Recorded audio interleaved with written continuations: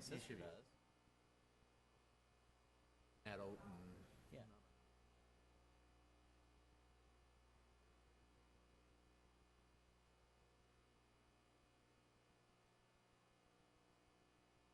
no, just it popped out to me because apparently.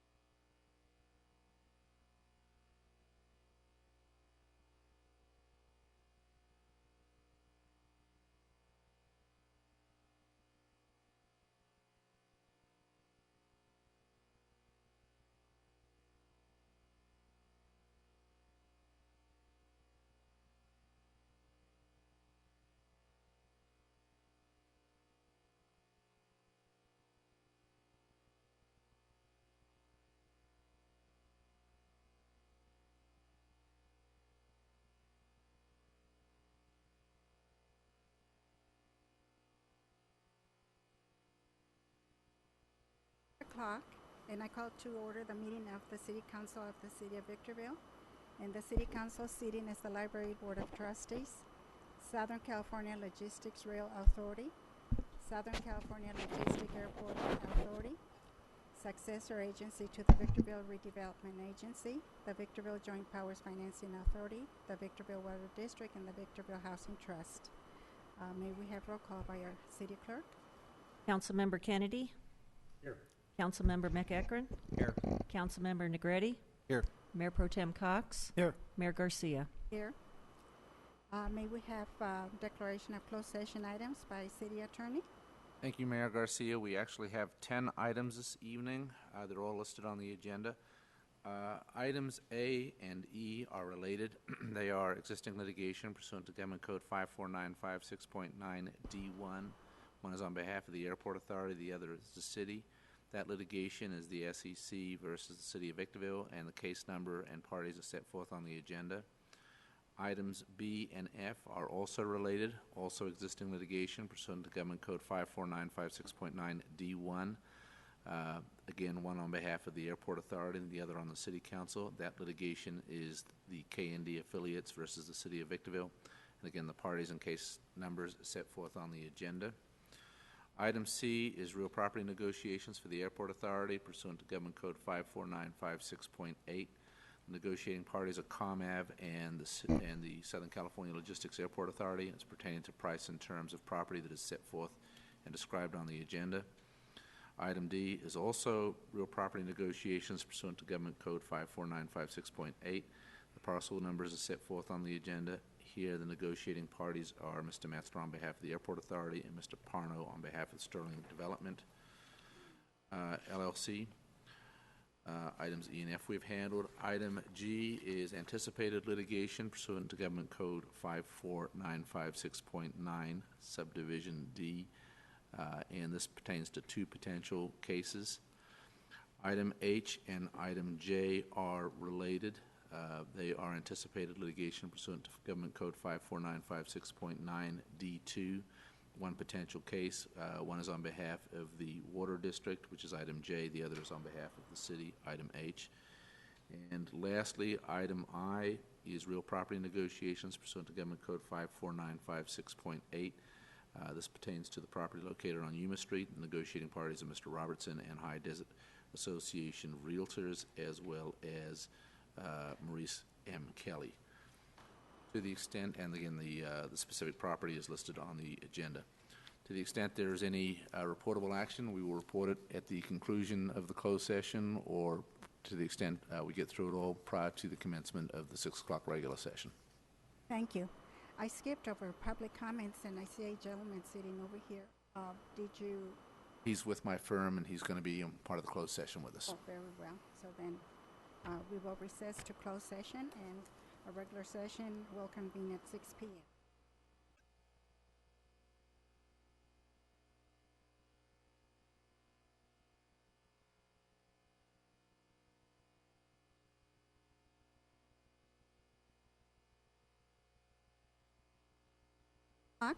And I call to order the meeting of the City Council of the City of Victorville. And the City Council sitting is the Library Board of Trustees, Southern California Logistics Rail Authority, Southern California Logistics Airport Authority, successor agency to the Victorville Redevelopment Agency, the Victorville Joint Powers Financing Authority, the Victorville Water District, and the Victorville Housing Trust. May we have roll call by our city clerk. Councilmember Kennedy? Here. Councilmember McEachron? Here. Councilmember Negretti? Here. Mayor Pro Tem Cox? Here. Mayor Garcia? Here. And may we have closed session announcement by our city attorney, please?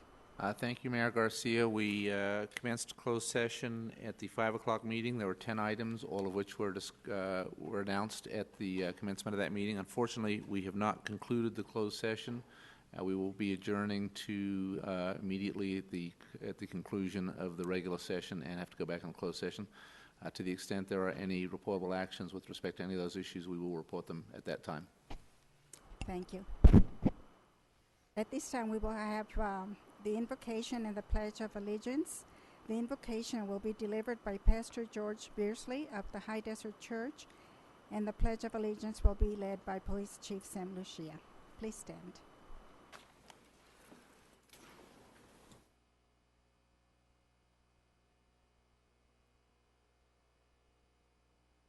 All right, let's pray.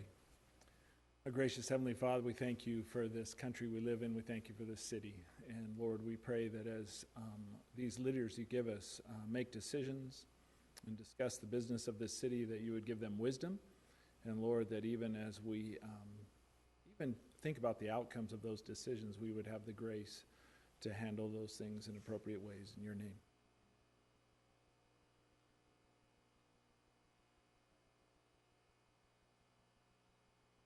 Pledge allegiance to the flag of the United States of America and to the republic for which it stands, God, indivisible, with liberty and justice for all.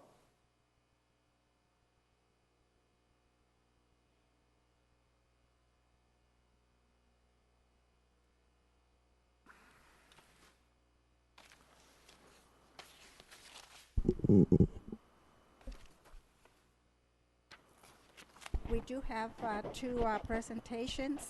The first one will be, let me place here. The first presentation will be presentation by representative of the Veterans Home of the California in Barstow. And the second one will be presentation by Express West.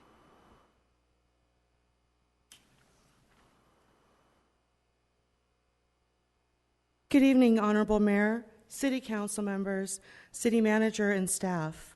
My name is Teresa Rochester, and I am the Public Information Officer at the Veterans Home of California, Barstow, and I am a resident of Victorville. It is a pleasure to be here tonight to briefly share with you the home's story and what it has to offer. We are operated by the California Department of Veterans Affairs, or CalVet, which is tasked with serving California's 1.84 million veterans. CalVet does this in a variety of ways by providing services in conjunction and separate from those offered through the federal VA. CalVet offers tuition fee waivers to California Community College, Cal State, or UC schools for the dependents of disabled veterans. We have a home loan program. We also, as the state of California, have a hiring preference program for veterans. We also have a business license, tax and fee waiver program for qualifying veteran-owned businesses. At the heart of CalVet's services are our veterans' homes for older veterans or veterans who are disabled or homeless or in need of long-term care. As we know, finding safe, affordable, supportive housing for our seniors is a challenge. For our veterans, this is an option. We have 8 homes throughout the state of California that offer various levels of care and combined can serve about 3,000 veterans. Our homes are located in Redding and Fresno, West Los Angeles and Ventura, Lancaster and Chula Vista. Our largest is in Yountville, which is in Northern California. It was opened 131 years ago to serve Civil War veterans.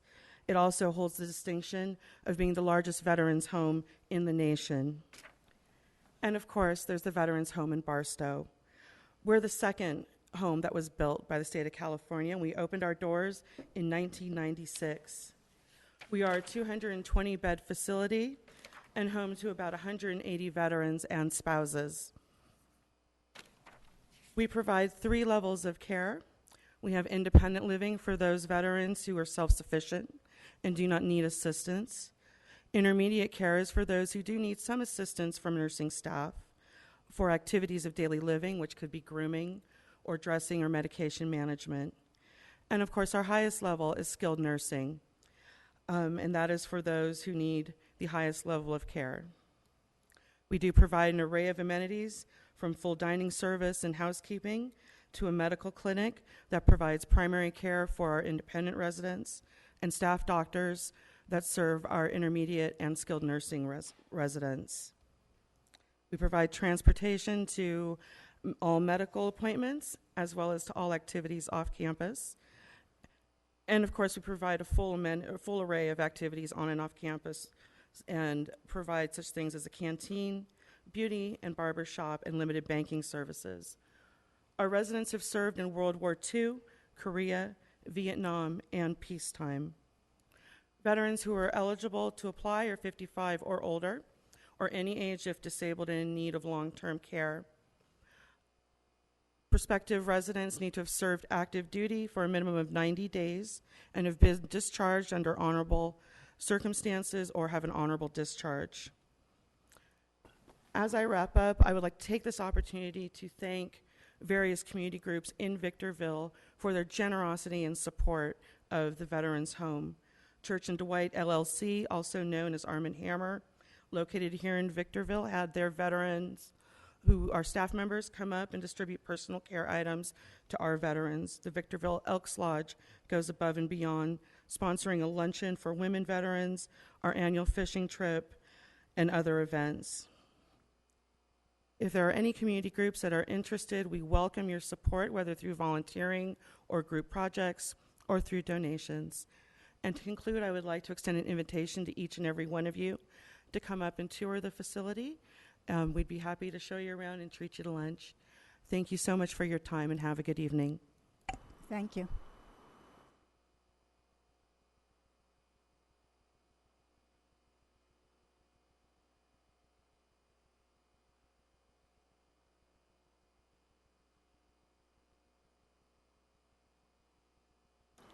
The presentation by Express West.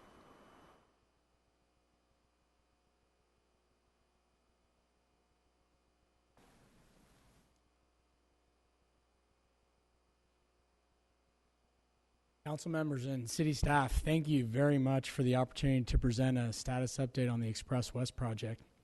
My name is Andrew Mack. I am the Chief Operating Officer and one of the founding members of the company. And it's with really great pleasure that I come here today. We consider the city of Victorville to be one of the longest partners of ours, having first come up here 13 years ago to talk about bringing high-speed rail to Southern California and specifically to Victorville.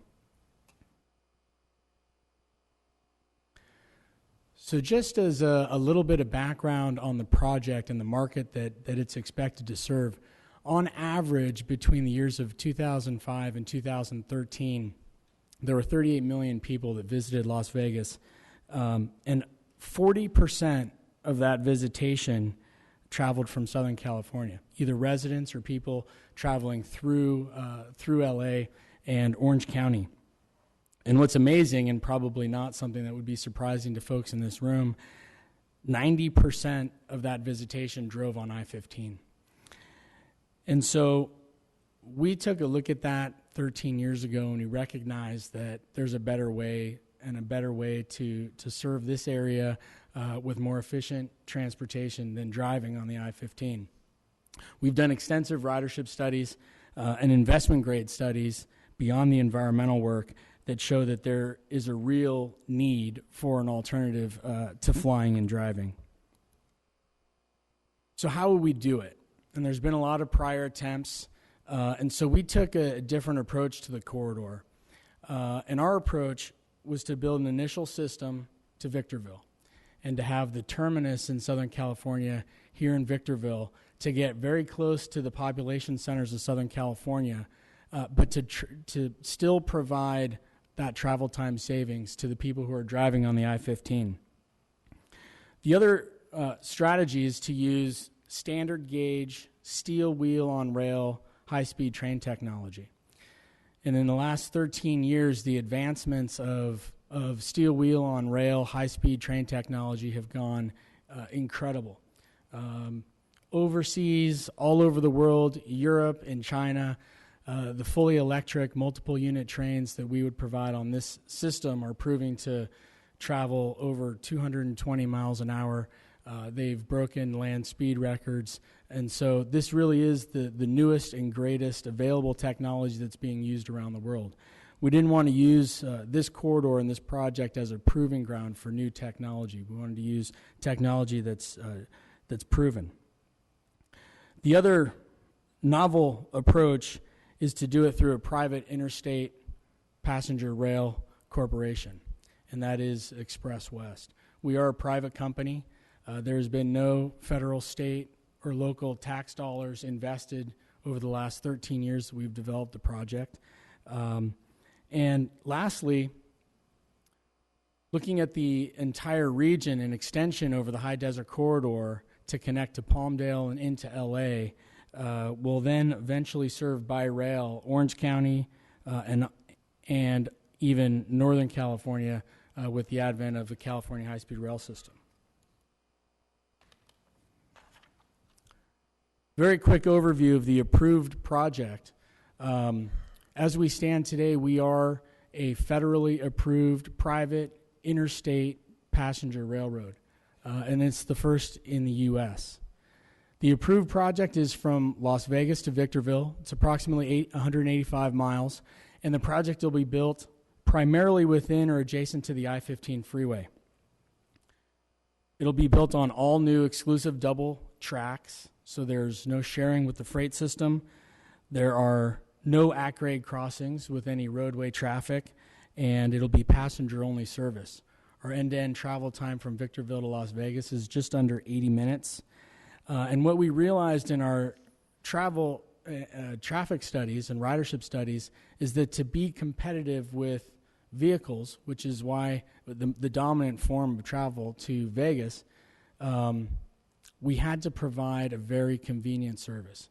The reason people drive to Las Vegas isn't so that they can drive their cars around the Strip. They drive to Las Vegas so that they can come home whenever they want.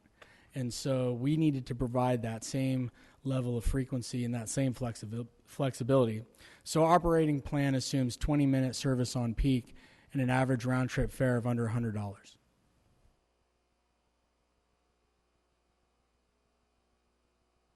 This slide, this is a very important slide, and we were able to compress the last 13 years really into one page and 4 bullets. And on this slide encapsulates what is the entitlement of the project. So in July through November of 2011, the federal lead and cooperating agencies issued their records of decision environmentally approving the project from Victorville to Las Vegas.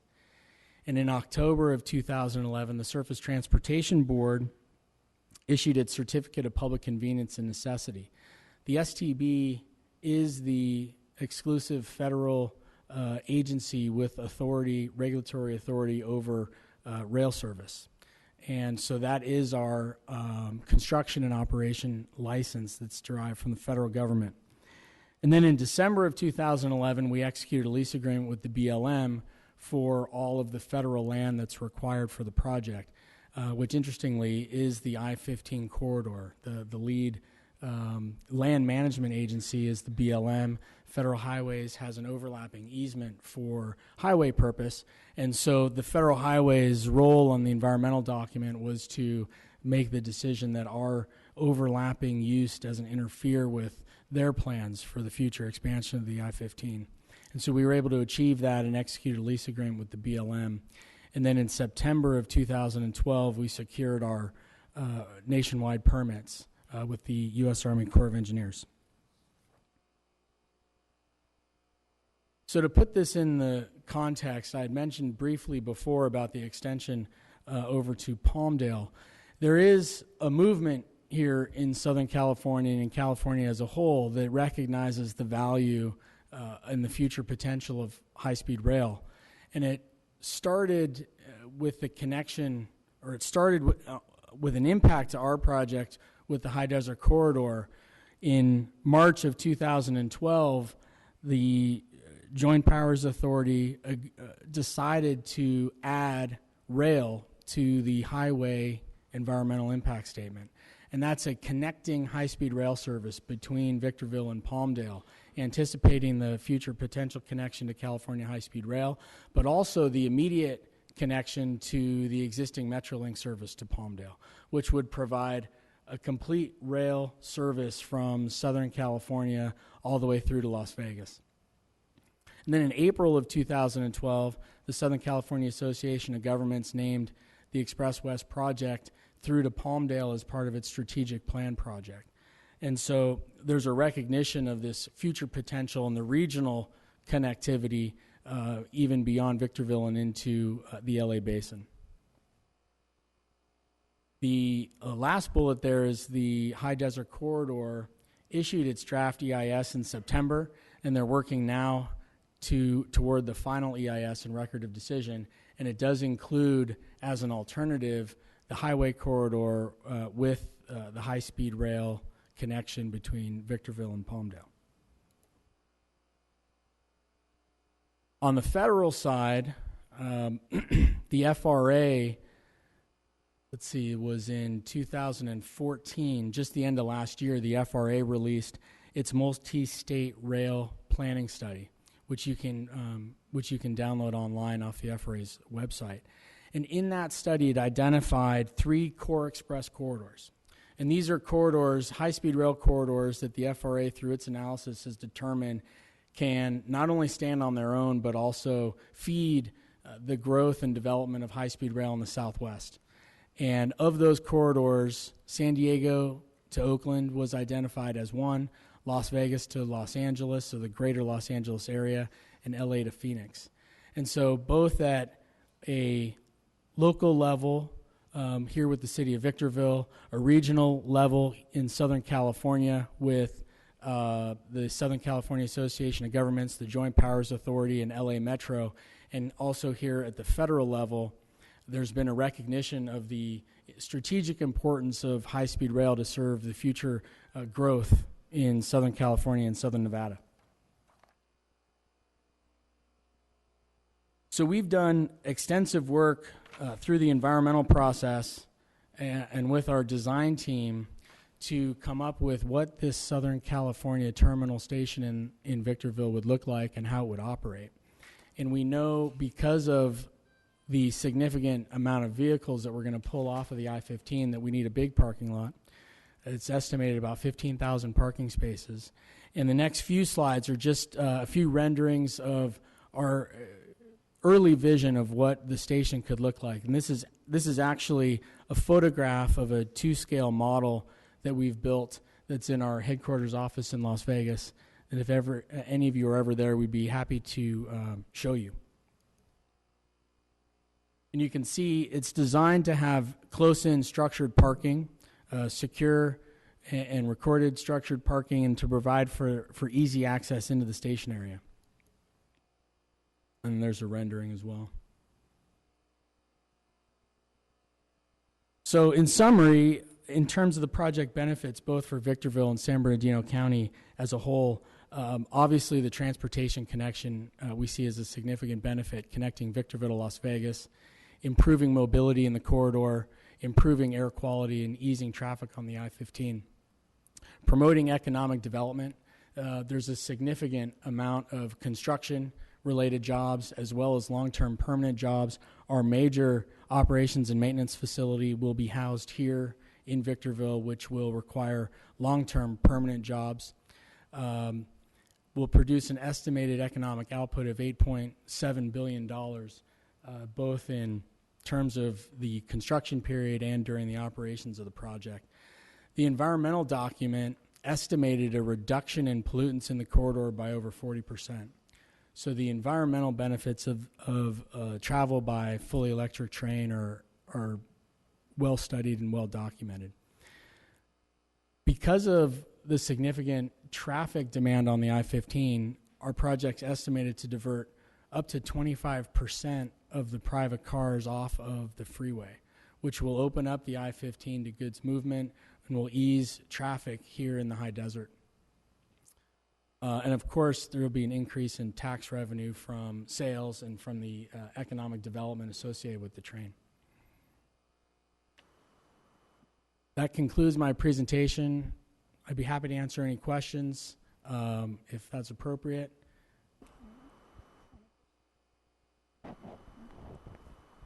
Thank you very much. Thank you. Thank you very much.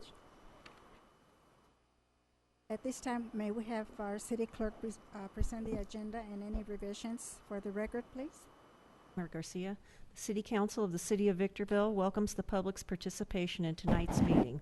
Persons who wish to address the council on a specific item or any item that does not appear on the agenda are requested to complete one of the white speaker cards located in the council chambers lobby and give it to the city clerk prior to the meeting.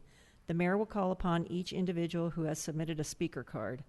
Pursuant to Government Code Section 54954.3, state law prohibits the council from addressing any issue not previously included on the agenda. The council may receive testimony and set the matter to a subsequent meeting. Comments are to be limited to 3 minutes per speaker or less as deemed necessary by the mayor. Communications are to be addressed directly to the city council. Individual comments to staff or members of the audience are not permitted. Any individual or group who engages in disruptive conduct during the meeting will be removed from the chambers by order of the mayor. Thank you for your cooperation. All documents to be considered for approval at this meeting are before the council. There are 3 revisions to tonight's agenda that are on the dais and have also been made available to the public. The first one is a revision to item number A2. This is a request for continuance of the appeal hearing from the appellant, Linda Romney. She is requesting a continuance to August 18th. The second one is a revision to item number B3, letter and attachments from Elizabeth Lebrec regarding the revisions to the smoking ordinance. The last one is a revision to item number B4, letter and attachments from the president of the California Consumer Finance Association in opposition to Ordinance 2340. And those are all the revisions I have, Mayor Garcia. Thank you. Now we move on to appeal hearings. The first item that I have is A1, and this is withdrawal of appeal to the City Council concerning the Planning Commission approval of case PLN 14-00027 Walmart stores, and this is announcing that the appeal has been withdrawn. Does that require any action on our part? No, there's no further action required. Now we move on to A2, appeal of the Planning Commission's June 10th, 2015 approval of case PLN 15-00011- applicant Atlanta Greenworks 1 LLC, appellant Linda Romney, trustee for Marie F. Claus Trust. And I believe this is the one that has requested a continuation to August the 18th. There is a request, again, it's to your discretion as to whether or not you want to grant it. I believe representatives from the applicant are here. They would just as soon you move forward. However, traditionally this council, when there's been a request from the appellant, has given that some consideration. Either way, I would recommend that you open the public hearing and then continue the item if that's your desire, or take action on it this evening. Well, at this time, I will open the hearing. I will take testimony, and I do have some cards. Before we, just for clarification, is there an agreement to continue this, I think, on August 18 date? There's a request by the appellant Request. to ask for a continuance. Okay. I don't know if there's been any, it's your discretion as to whether or not you're going to appeal. You have to consider the request, obviously, and in the past, you typically have given that due consideration, but there is a staff recommendation as well. But I recommend opening the public hearing, taking all the testimony, and then assuming the board wants to continue the public hearing or to take action on it this evening. Okay. Officially, I open the appeal hearing, and I do have two cards. The first one is Christian Ibarra, and the second one will be Garrett Bean. So, Christian Ibarra, please come forward.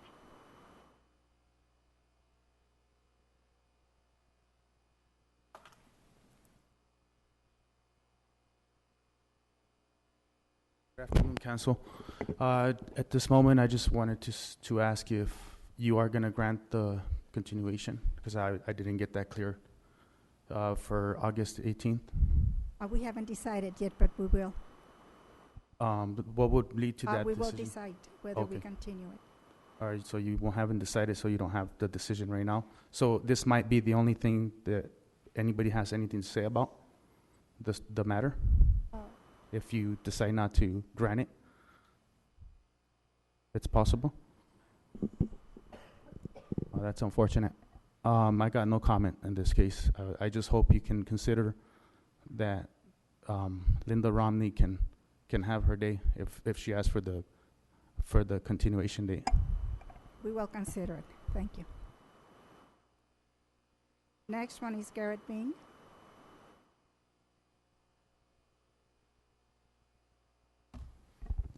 Good evening, Mayor Garcia, fellow council members. I appreciate your time here today to listen and evaluate this project and the appeal. We've spent a long time working with the city staff and Ms. Romney to move forward on this project. We've also been able to put to work over 100 workers during the construction phase of this project. I don't know if you guys have been out to the site, but it's a beautiful project, beautiful brick wall with a new paved road that provides access to it. So we're really proud of what we've done out here. But we do want to move forward with this project and with the Planning Commission's decision at the last hearing. What we requested of the Planning Commission was really not to change the project by any means. What we requested them to do was revise a condition that allows the first phase of the project to move forward without the second phase. The reason we requested this is because we have been working with Ms. Linda Romney for over a year now. We initially started prior to even filing the application, as you guys know. And then we worked through the planning process. We received approval of it. We were required to purchase multiple properties, up to 10 once we finally got through the building permit process. We were able to close on every property and advance that with the property owners and with the staff, and then build the project. The staff approved the building permits because we had a purchase and sale agreement with Ms. Romney. We had deposited all our funds in escrow that are still in escrow today. So if Ms. Romney does choose to move forward, she can. But unfortunately, we've received delay after delay for closing of the escrow. So because of our obligations to SCE, who's purchasing the power, and our financiers that have worked with us to bring this project online, we're far behind schedule in closing out the financing for this project and closing out the actual certificate of occupancy for the project. So what the Planning Commission decided was, look, we're not changing the actual conditions. We're allowing Ms. Romney's entitlements to exist on the land. If she chooses to move forward with residential development at a later time, that's perfectly fine. If she chooses to move forward with the sale agreement with us, that's fine. It's up to her discretion at this point. So what I'd like to request is that we don't further delay this. We saw a delay tactic come in with Ms. Romney at the last hearing, where she forwarded over communication at the last minute. She said she was on her way, but we've experienced this before. We experienced it while actually going to see judges. We tried to work through an arbitration process with her as well. We pulled out of that because we thought we had a deal. And then we were delayed. We tried to continue it, but what we're really seeing here is continued delays and delays and delays. I think you have all the information in front of you that you need, especially considering that we're not changing any entitlements on our property. I hope that you guys can make this decision to move forward with the project. It's been a great project for Victorville. It's brought work. It's brought development fees that have helped the city. All in all, it's a great project. We'll continue to work to move forward with Ms. Romney, but unfortunately, we don't have any more time to go through this continued process with Ms. Romney for the delays. We're happy to work with her after we can get our final approvals, but that's why we're requesting the revision to the condition and the conditional use permit. If you guys have any questions, I'd be glad to answer them. Questions?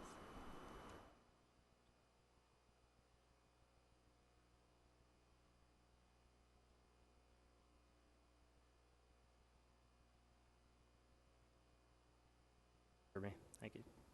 Thank you.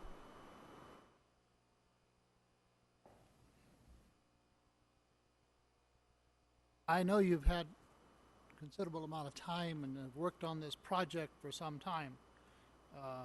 I have read the original request for public records, the application, but I really don't understand the reasons. I just didn't find it on why the person who is opposed to this, or at least wants additional time. Why? What is the issue?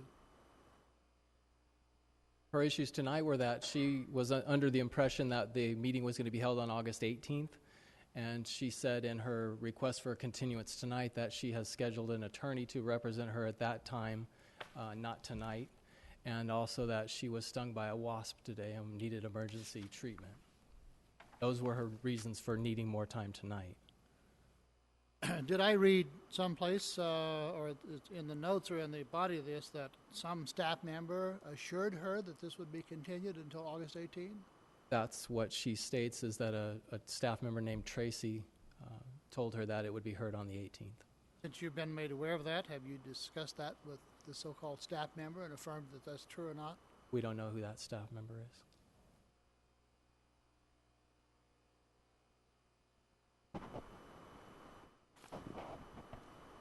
So, Again, it's up to the council whether you want to grant grant or deny the appeal, or continue this item at the request of the appellant.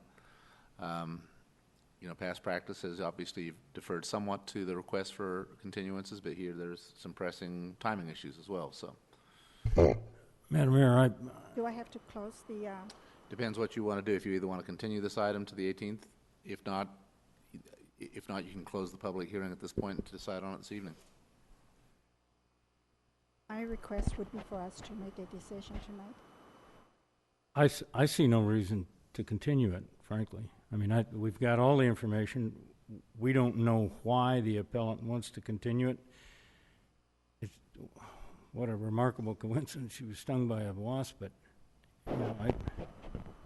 this feels to me like just one delay after another. I'm sympathetic to the developer.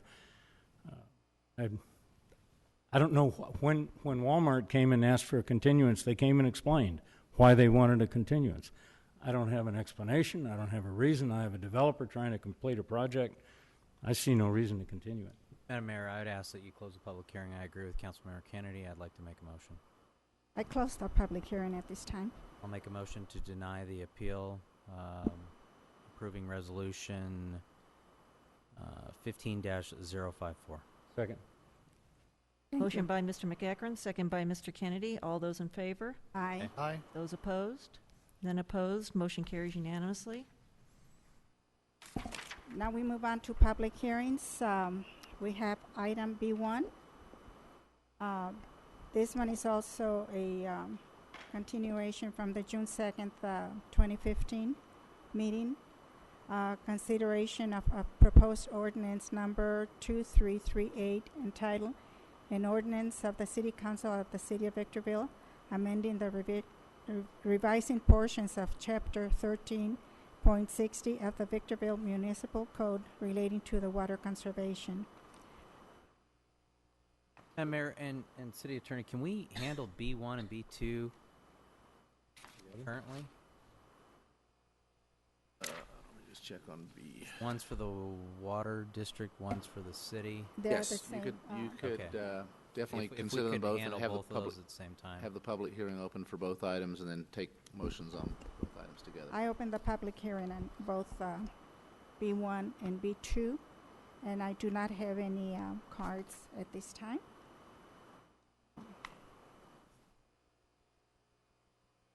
Any comments from council members?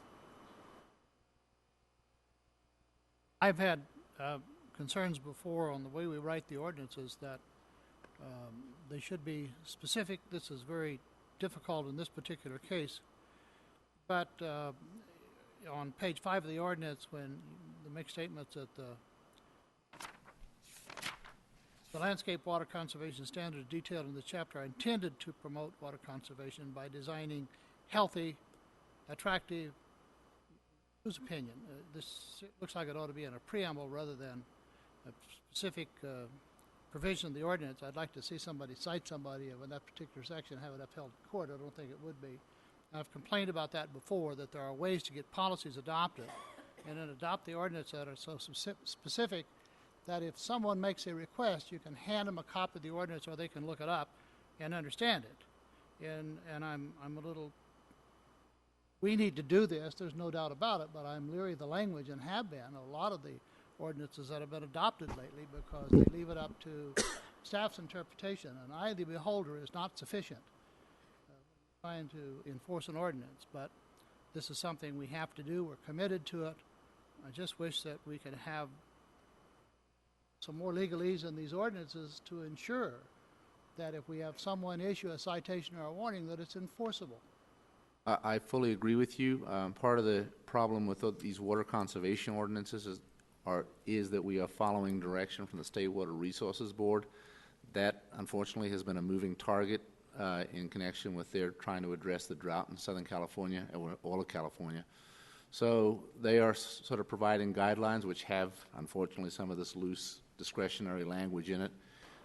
Here we're just trying to get our books in order, and unfortunately we have reason to believe there's going to be more changes, and we're going to be tweaking these ordinances still further in the future as the State Water Resources Control Board tries to get ahead on what to do. I'm sorry for the interruption, but at this point, you can say that staff, in fact, is following the standards that have been adopted by the state? Yes. No, there's your answer. Okay. I don't have any cards, so at this time I close the public hearing. I'll move approval of ordinance number 2338 and... Excuse me, Mayor Garcia, I do need to read the titles of the ordinances before they're introduced. I'm sorry. Well, you go ahead and Get a read handle the, them one at a time because of that. Ordinance number 2338, an ordinance of the City Council of the City of Victorville amending and revising portions of Chapter 13.60 of the Victorville Municipal Code relating to water conservation. Move approval. And waive further reading. Waive further reading. Second.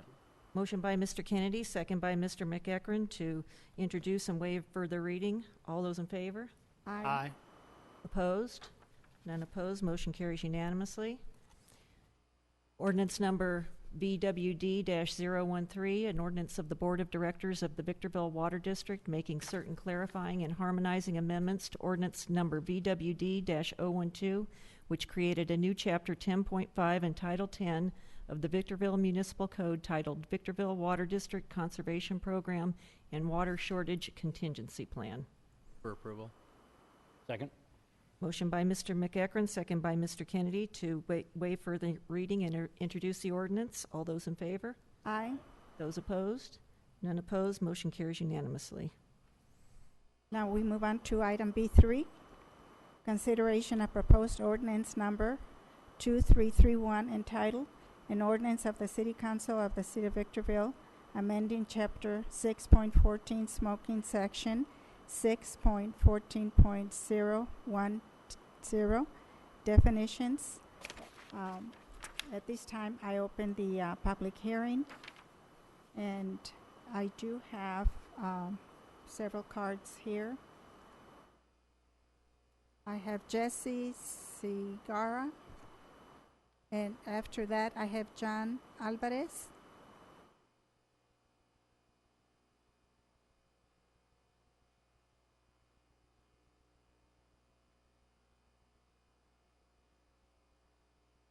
Good evening, Council and Mayor.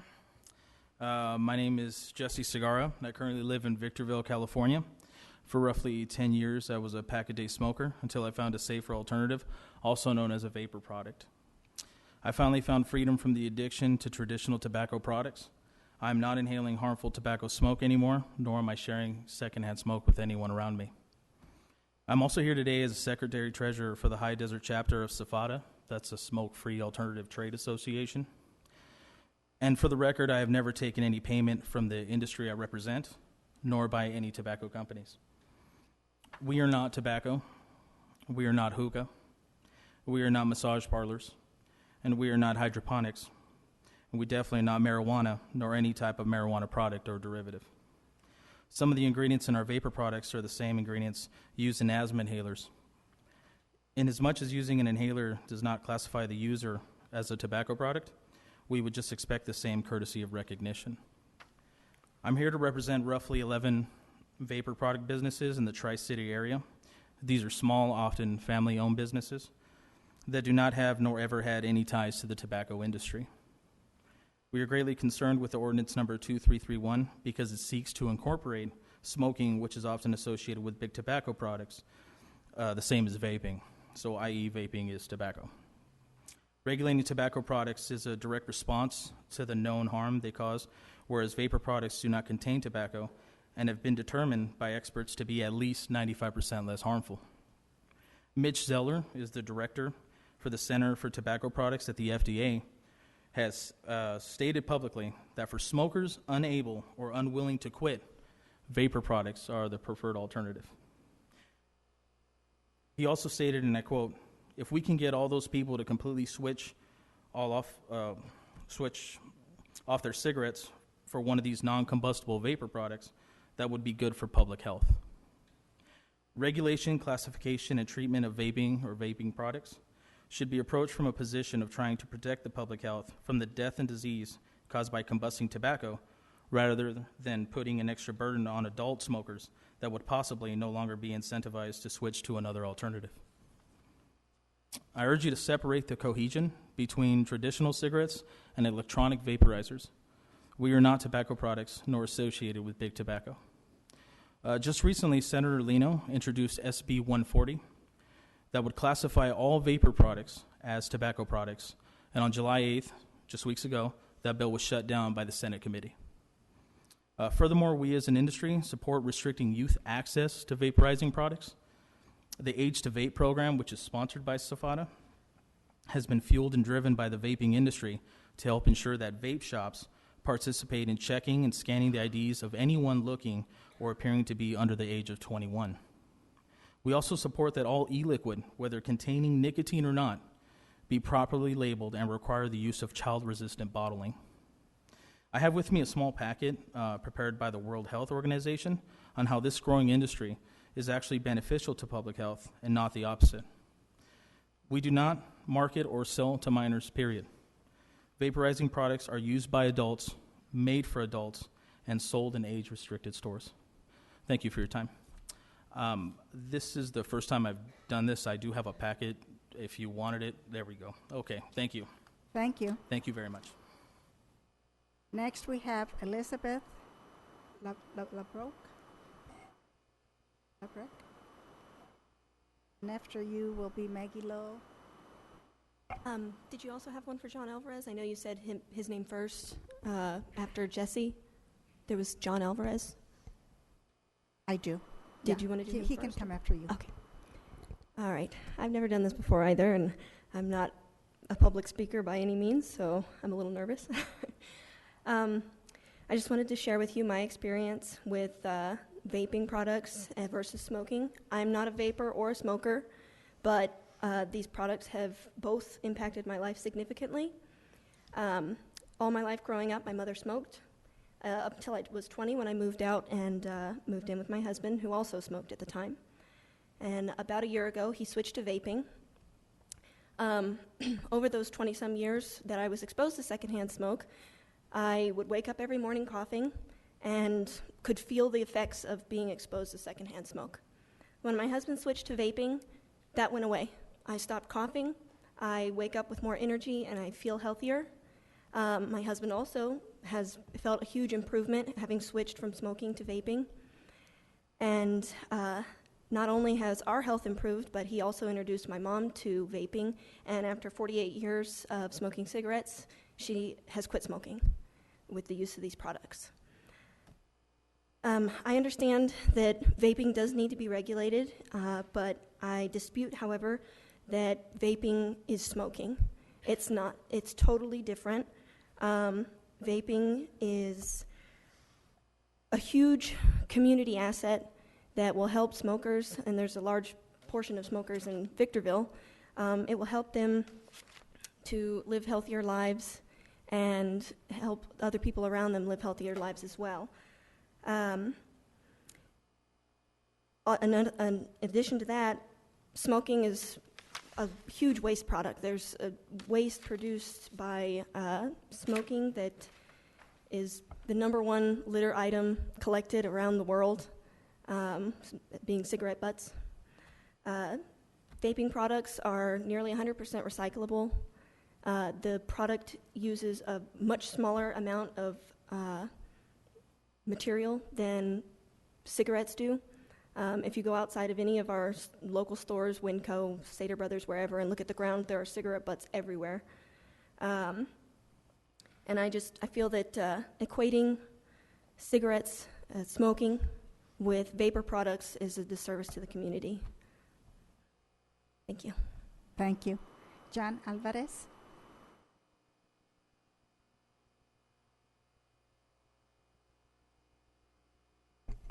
Good evening, Mayor Garcia and other members of the City Council. My name is John Alvarez. I own a vapor store in the Victorville city, and I just wanted to propose some things. And the packet that my wife Elizabeth submitted, a lot of the citations that will be in my speech, we'll find correlating with the documents that she provided. I do not agree with the reasons for the proposed definition changes in agenda item B3. The first 2 points raised for the proposed changes cite Dr. Ron Chapman for issuing a health advisory about the toxicity of electronic cigarettes and the nicotine contained within those products. In the same support material provided in the agenda item B3, Dr. Ron Chapman also stated that electronic cigarettes are not as harmful as conventional cigarettes. I have included several other articles for your consideration that examine the health effects, benefits, and overall impact of electronic cigarettes, also referred to as personal vaporizers. The third point used in the support of the proposed changes states that e-cigarettes do not emit harmless water vapor, and that the vapor contains chemicals listed as California's Proposition 65 list. In this packet, I have included a study that shows a comparison of cigarette smoke and vapor indoor air quality.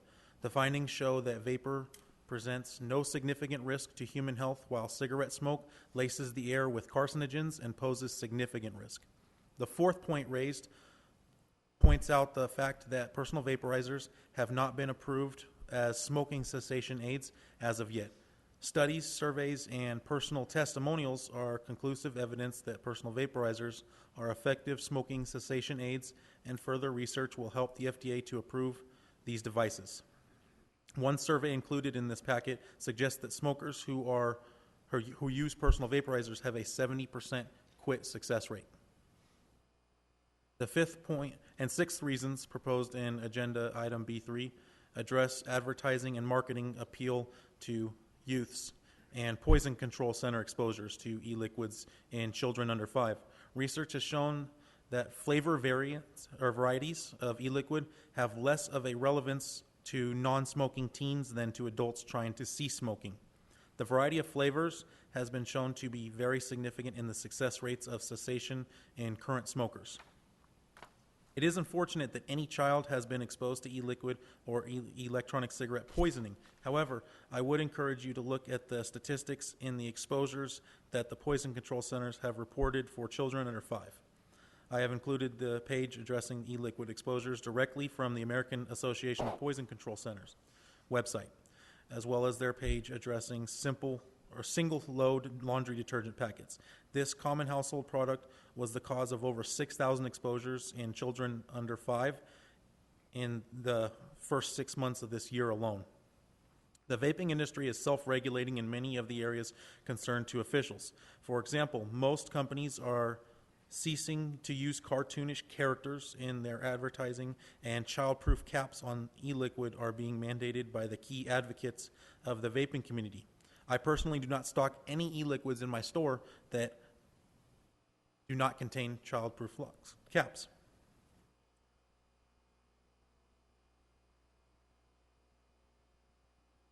This program shows our support and commitment to preventing minors for purchasing vaporizing devices and e-liquids. My store has signs indicating that you must be 18 years of age to enter, and we check ID. This is part of the Age to Vape program from the Smoke-Free Alternatives Trade Association. Agenda item B5 covers these same topics as well as accused vape shops of selling drug paraphernalia. I cannot control what happens in other shops, but I do not feel that it is fair to penalize my store for the illicit activities of another. A true vape shop does not carry any items that can be used for combustible tobacco. Additionally, membership in the Smoke-Free Alternatives Trade Association is dependent on your commitment to a smoke-free business.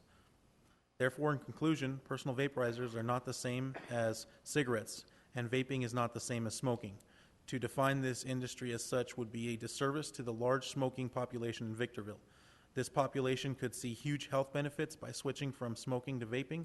These health benefits would also be seen by those impacted by secondhand smoke and the heavily overburdened healthcare system as well. The vaping industry has the potential to save millions of lives and millions of healthcare dollars. This opportunity will be missed, however, if these definitions are prohibitions are accepted. Thank you. Thank you. Elizabeth Broke. I think I'm mispronouncing it.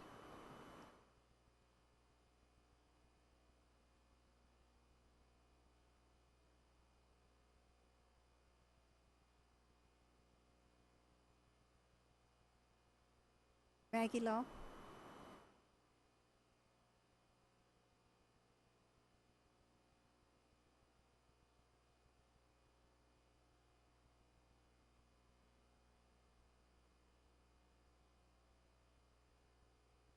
Good evening, Your Honor, esteemed counsel. Unfortunately, I didn't get a chance to review the agenda before I picked it up at the door on the way in, and I wasn't even sure what this item was until the other speakers started speaking. But honestly, right now I'm gonna take a stand that's not gonna be very popular with the people that spoke, but I'm gonna give that a reality check, basically. I'm a smoker. I buy a pack a day, but I only smoke half a pack. I go through it, but I kick them out at halfway, because I've learned over the years that the concentrated amount of tar, which is the substance which gives cancer, is more towards the last half as it burns down than the front half. So I saw my mother die of cancer when she was 52, and I know that every time I light up, which is right now quite a bit, I'm taking my life in my hands.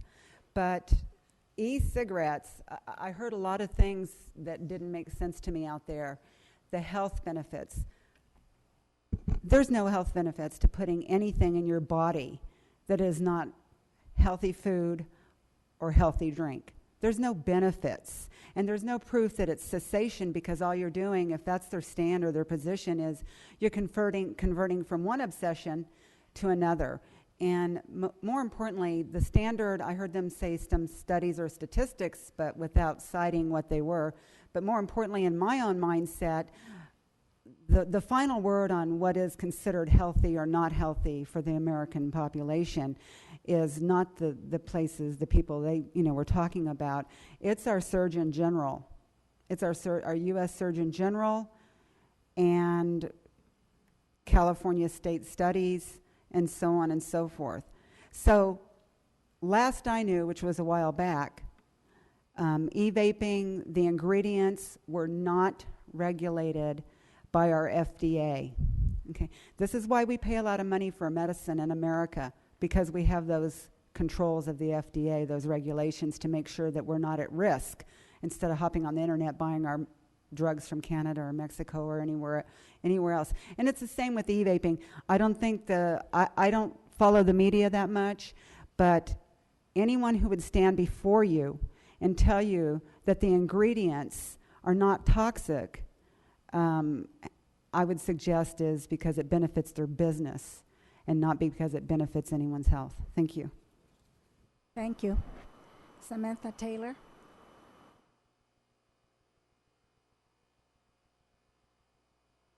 Good evening. Mayor Gloria Garcia, Jim Cox, Mayor Pro Tem, I'm so sorry, a little nervous.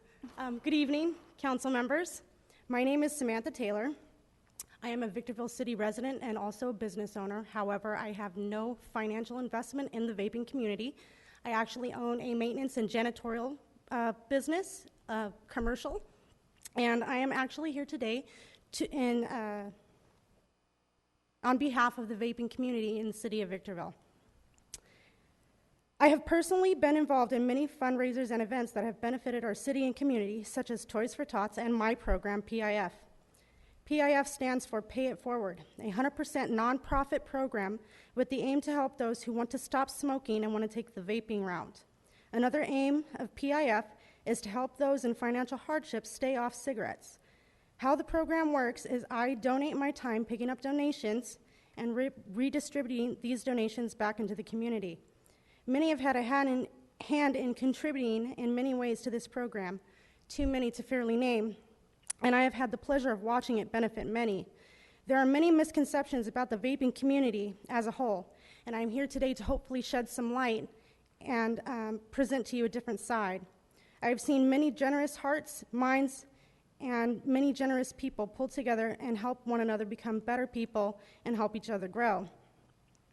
As far as vaping being unsafe, I can personally tell you as an asthmatic and as someone who has suffered from chronic bronchitis, my health has improved dramatically. I went from smoking 2 packs a day to 0 cigarettes overnight. As far as it being unsafe to others, a study was published in the Voice of Minnesota's Vapors stating that the EPA and FDA concluded that vapor inhalations have been proven harmless to children and animals. I have brought with me a copy. I didn't know I was supposed to turn it in, but I brought with me a copy of that study today. Interesting highlight from this article states propylene glycol and dipropylene glycol were first registered in 1950 and 1959, respectively, by the FDA for use in hospitals as air disinfectants. I would like to conclude by just thanking you guys for your time tonight and hearing our voices. And if I could turn this in. Thank you so much. Thank you. Justin Evans?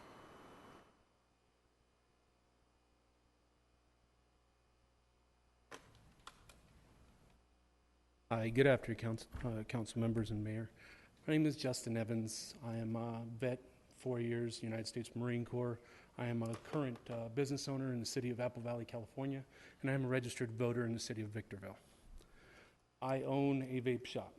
How many of you up here vape? Any of you vape? Evidently not, because a lot of people out here don't either. But I'll tell you right now, I also work as a nurse over at Victor Valley Community Hospital, and I know what's good and what's bad.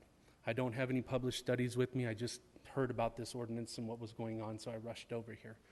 What I can tell you is when you're vaping, it's not the same thing. When you smoke a cigarette, you're lighting something, you're burning it, and you're inhaling it. It's like standing over a campfire and taking an inhale. It's a carcinogen, okay? It's something that is burnt that your body is inhaling. With vapor cigarettes, it is a liquid that is heated up into a vapor, and then you inhale it. Propylene glycol, vegetable glycerin, food flavorings, and liquid nicotine is what is used to make it. That's it. There is no extra other special stuff. As far as the food flavorings go, they are FDA approved, okay, for edible consumption, not for inhalation yet. They are the same ones like Watkins, Flavor Apprentice, Flavor West, Capella, Loran's. These are all items that are used in the cooking industry. When you go buy a donut or you buy a cupcake or a cake from your local bakery, it is the same exact flavorings that are in these e-liquids. There is no difference whatsoever, okay? They've already been FDA approved for consumption, so they are not going to do harm to your body by being heated up. Otherwise, I would tell you now, do not eat a warm muffin if you think that that's going to harm you, okay? Propylene glycol, it is used in the hospital. It's used, you've heard people talk about the inhalers for asthmatics and stuff like that. It is used as a delivery device in inhalers for children and for adults in our hospital setting. It is approved by the FDA. Vegetable glycerin is approved by the FDA, okay? With the e-juices that are being provided and the stuff that's being put out there, it's put out in different milligrams, different liquid strengths of nicotine is being put in there. To lump us in with big tobacco because it is a nicotine product is not the same. Nicotine is found in many other vegetables and fruits besides just the tobacco leaf itself. You know, just for one real quick one is tomatoes actually carry nicotine. Chocolate carries nicotine in it, okay? These are not something, it's not a tobacco leaf. We are not big tobacco. And the reason I push this is because they are funding a lot of the backing on it, because we are taking a large percentage. Okay, I don't have the statistics right now, but I know that it's being cut by a lot as far as smoking goes. I've watched my business in the last year and a half go from a menial, maybe $1,000 a month, to now I'm doing close to right around $35,000 to $40,000 a month out of my mom and pop shop. Okay, and I pay taxes on that, and I don't mind paying taxes on anything in the future on that. My problem is I don't want to be lumped in with massage parlors and tobacco smoke shops and, all these other low, and I don't mean to say that if anybody owns one of those here, I apologize now, but it's not something I want to associate my business or what I am about, especially with my children and my family. When it comes to something like this, you have to look at the whole picture. I do not allow anybody in my store unless accompanied by an adult. Some folks come in, they have to pick up their juice because they're out of juice, and the mom will come in with their child, and they will come in and grab their juice, and they will leave. And I have no problem stopping that and allowing no children in my building whatsoever, but they are not allowed to sit at the bar. They have a special seating area by the front door, and that's where the parents have to leave them, okay? But as far as my store goes, no children are allowed to purchase any products inside of my store at any time whatsoever, okay? As far as child-proof containers, we manufacture our own e-liquids for our shop. We use child-proof containers and tamper-resistant containers also. Not just child-proof, but tamper-resistant, so you can see if anybody has messed with it. Okay, these are all things that are mandated by our local groups. On top of that, we carry warnings on them about the possibilities of what nicotine can do to the body, which is the same side effects and half-life as caffeine. And if we're going to focus this hard on nicotine, we really need to start pushing for caffeine too, and keeping that out of children's hands, because we still push that here too. But there's a lot to mow over and a lot to go over, and there's a lot more. I wish I was more prepared, and I apologize for my appearance right now, but I really want you to just think about how much is out there and how much you really know about it. And knowing that you're all not vapors right now, and you're just getting a small bit of it right now, is to give us a chance to meet with some of the council members and the mayor and sit down and come up. We want regulation. We don't want children in there. We want all the other businesses to stand behind this. We just don't want to be lumped in as big tobacco itself and be notarized as a tobacco product. We are helping people quit smoking, and I know as a nurse that we are helping saving lives. That's all I have to say. Thank you. Thank you.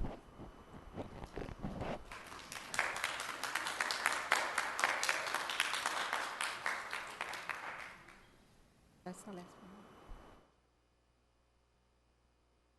I close the public hearing at this time. I don't have any other cards. Any comments from council members? I have a couple of questions, Madam Mayor. Go ahead.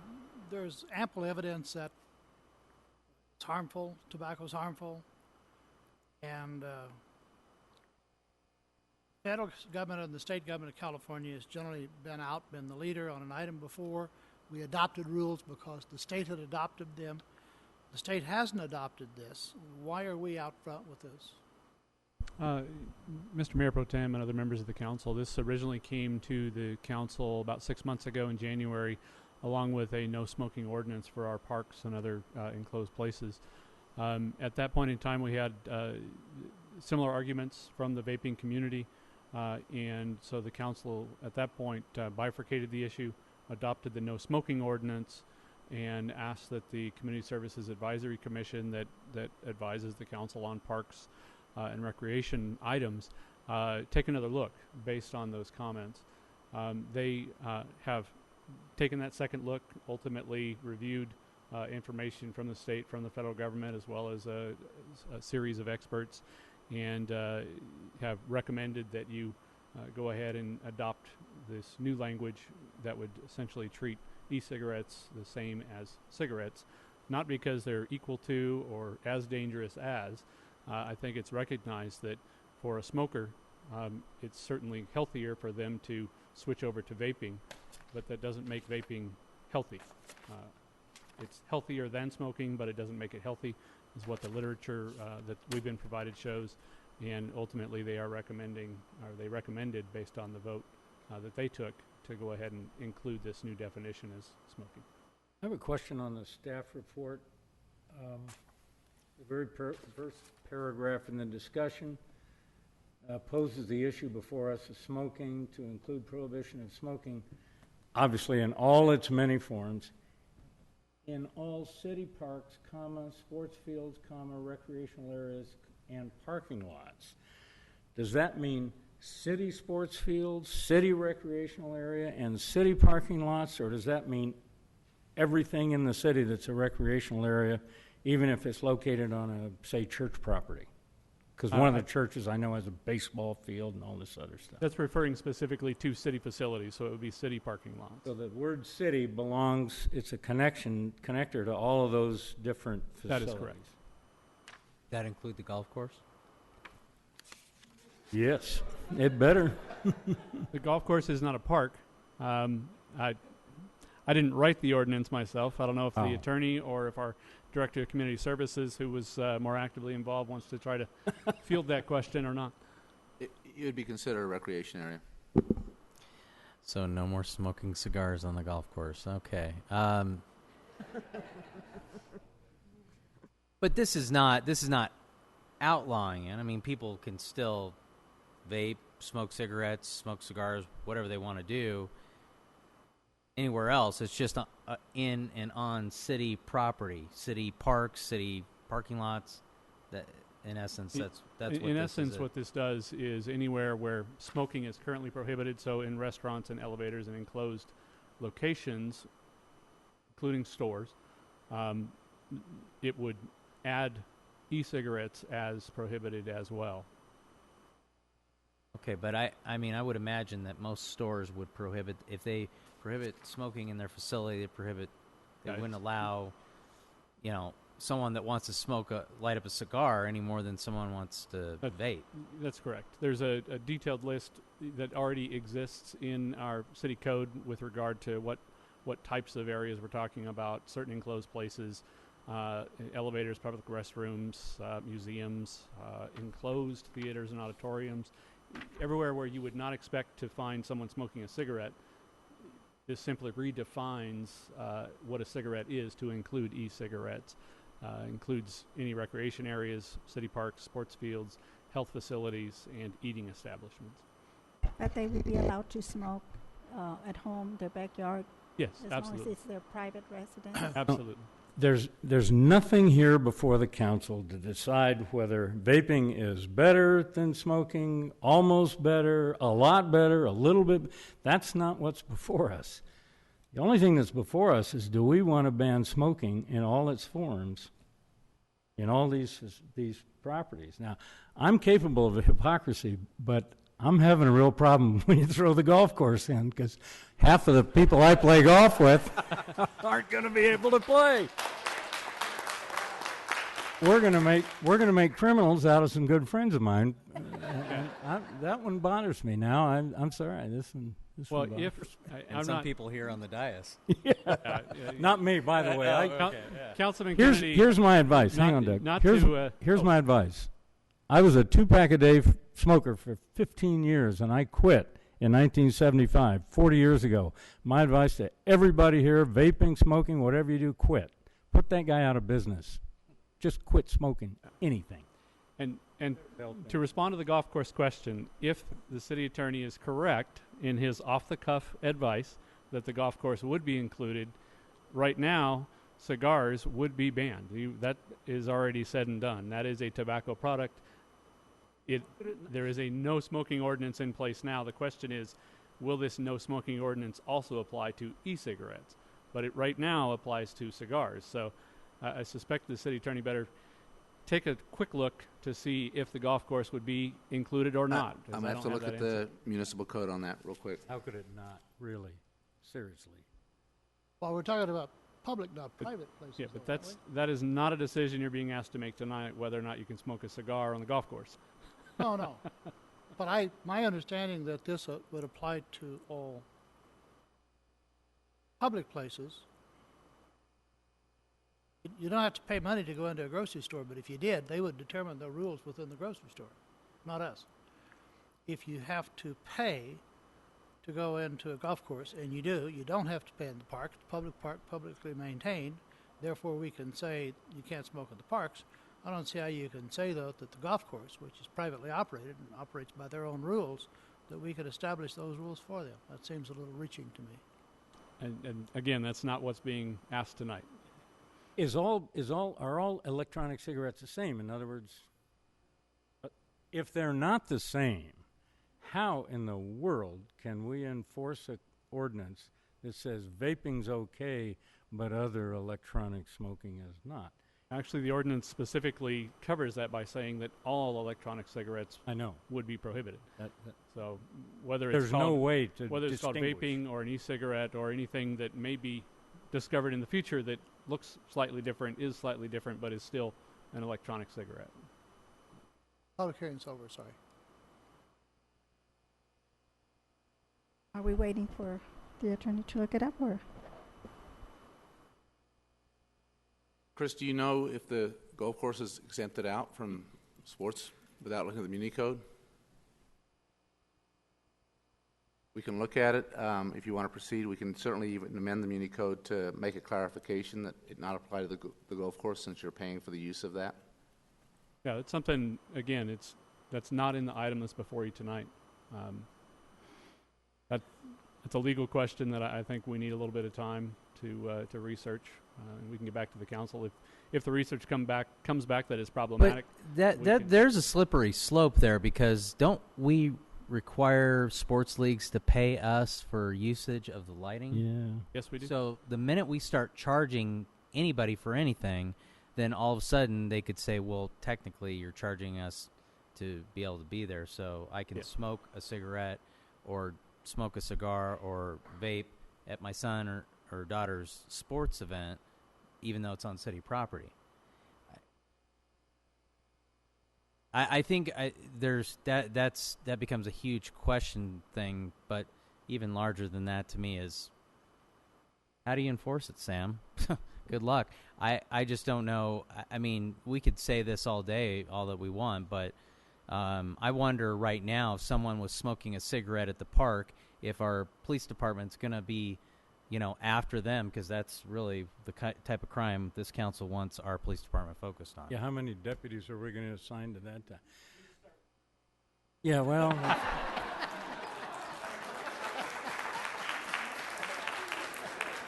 If the golf course is included in this, then I agree with all these people. Exactly. If it's excluded, I don't agree with any of them. You have a very broad definition in the Muni Code right now as to what a park, what fits within the definition of a park. It says park, reservation, playground, recreation center, or any other public area in the city owned or used by the city and devoted to active or passive recreation.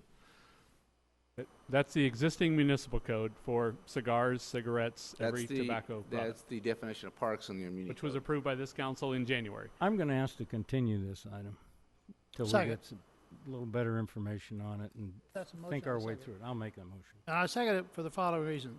I think we should prohibit smoking. I think it's bad. There's all kind of evidence exists every place. The evidence isn't in yet. I think e-cigarettes may be harmful. But if they are, the state's going to take an action. I'm not sure why we're out in front of other public health organizations at this point. So I'd like more information. I'd like to continue the matter. I second it. Continue to our next regular meeting. That would be August 18th. So there's a motion by Mr. Kennedy, second by Mr. Cox to continue to August 18th. All those in favor? Aye. Aye. Opposed? Item B will be continued to August the 18th, 2015. Item B4. Before we continue, Madam Mayor, this is for the whole council, I suppose. We have a very, very, very large agenda. It's likely we'll be here for another 2 or 3 hours or more. And for individuals who want to address the council, they're normally restricted to 3 minutes. If it's not on agenda, if it's a public hearing item, they're not restricted, but they are told that if it's going to take a prolonged period of time for the rest of the audience who are sitting here waiting on a different item to either choose a spokesman or, as a courtesy, reduce it to 3 minutes. I'd really, it pleases all up here if the members of the audience here are going to speak to the council would do that. Thank you. Thank you. Yeah, we needed to do that, or we'll never get to go home. Item B4, consideration of proposed urgency ordinance number 2340, entitled an urgency ordinance pursuant to California Government Code Section 36937, relating to amendments to Title 16 of the Victorville Municipal Code, including the definitions section and prohibition of money service businesses. I open the public hearing at this time. I don't have, oh, I'm sorry, I do have some cards.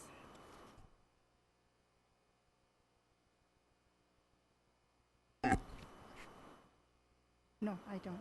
It's before. No, I do not have any cards. I open the public hearing at this time.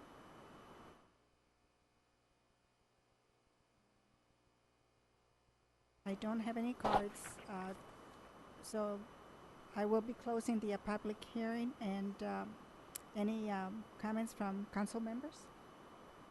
This is a question for staff. I read through this thing. I actually read through the ordinance. I can't figure out what this is doing. It just says that it's all these businesses are bad. I couldn't even find a 45-day moratorium on this one. I don't get what we're doing here. So this item is only for money service businesses. B5 is actually I know. Much longer list. So what are we doing about money service businesses? This is not a moratorium as such. This is a straight-out prohibition on these uses, and it'll be superseded assuming you adopt the later ordinance that prohibits this use. Can you show me where it says that? Well, it basically prohibits the money service ordinance. New ones. Correct. New ones. Correct. Where does it say that? I'm sorry. Does it actually say that? It says prohibited uses. What it's doing, it's providing new provisions to the municipal code, and there's actual prohibited uses, and it is one of the defined prohibited uses. Oh, okay. I follow. This is to close a window that could be there for a new business to open up in the next 2 months, assuming we come to some decision on B5, the next item. At this time, I close the public hearing. Do you need to read the ordinance, even though she did? Oh, we Yes, need I to read do. the ordinance.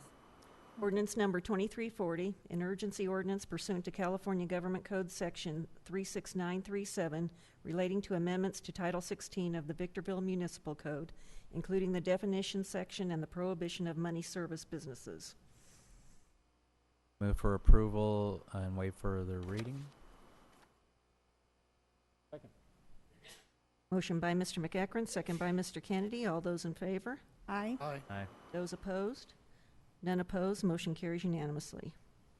Now we move on to item B5, consideration of proposed urgency interim ordinance number 2342, entitled an urgency interim ordinance of the City Council of the City of Victorville pursuant to California Government Code Section 65858, imposing a moratorium on certain problematic uses. And I open the public hearing. And I do have a couple of cards here. Elizabeth LeBroke, and then after her, John Alvarez. Hello, Council, again. How do you pronounce your last name, please? Lebrec. Oh, Lebrec? Yes. Thank you. No problem.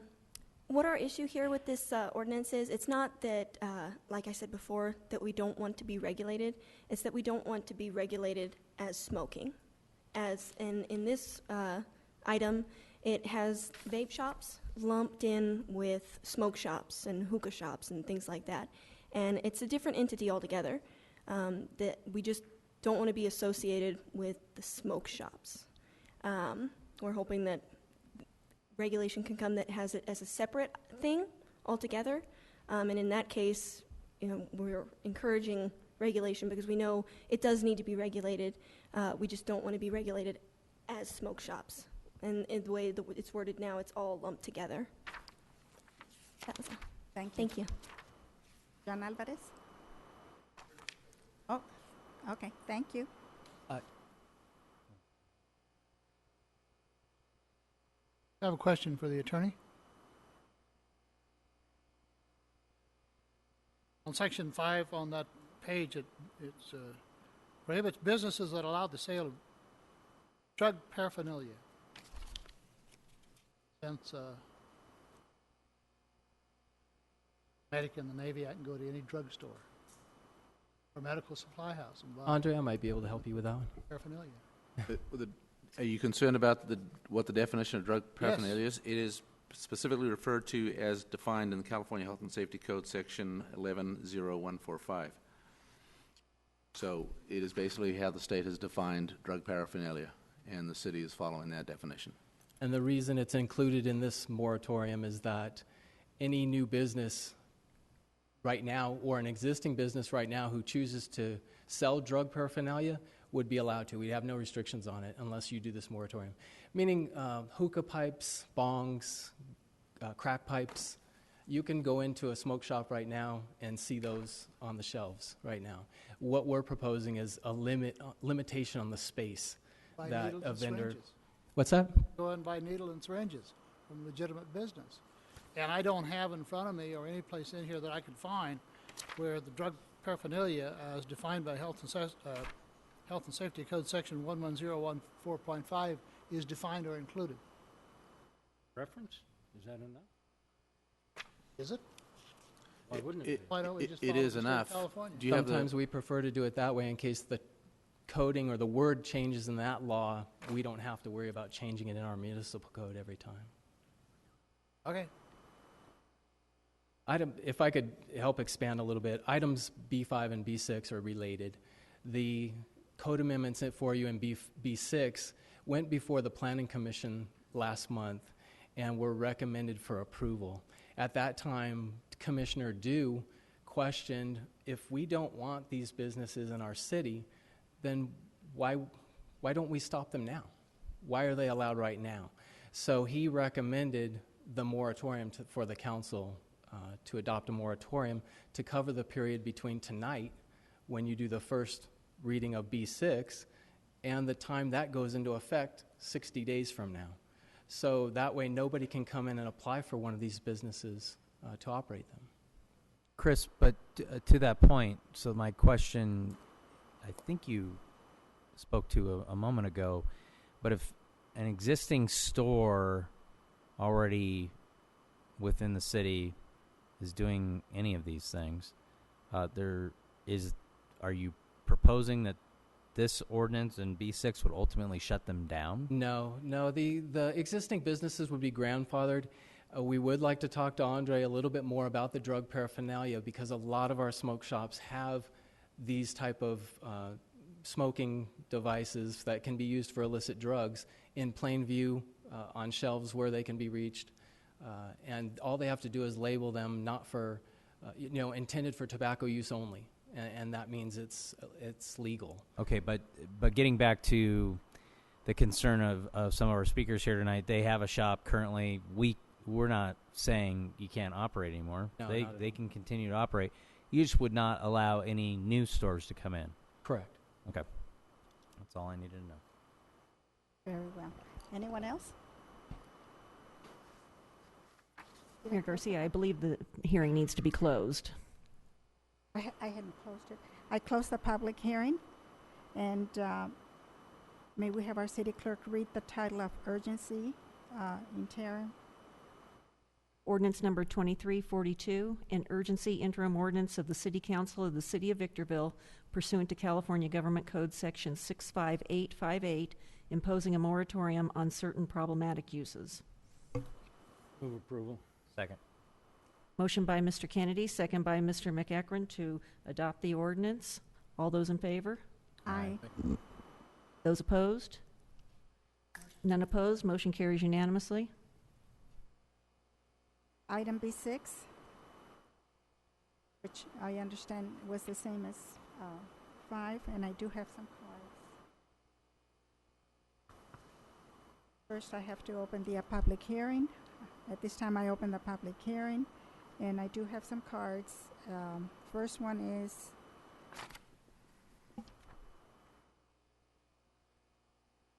Mashika Ross. And after Mashika, it'll be Michael.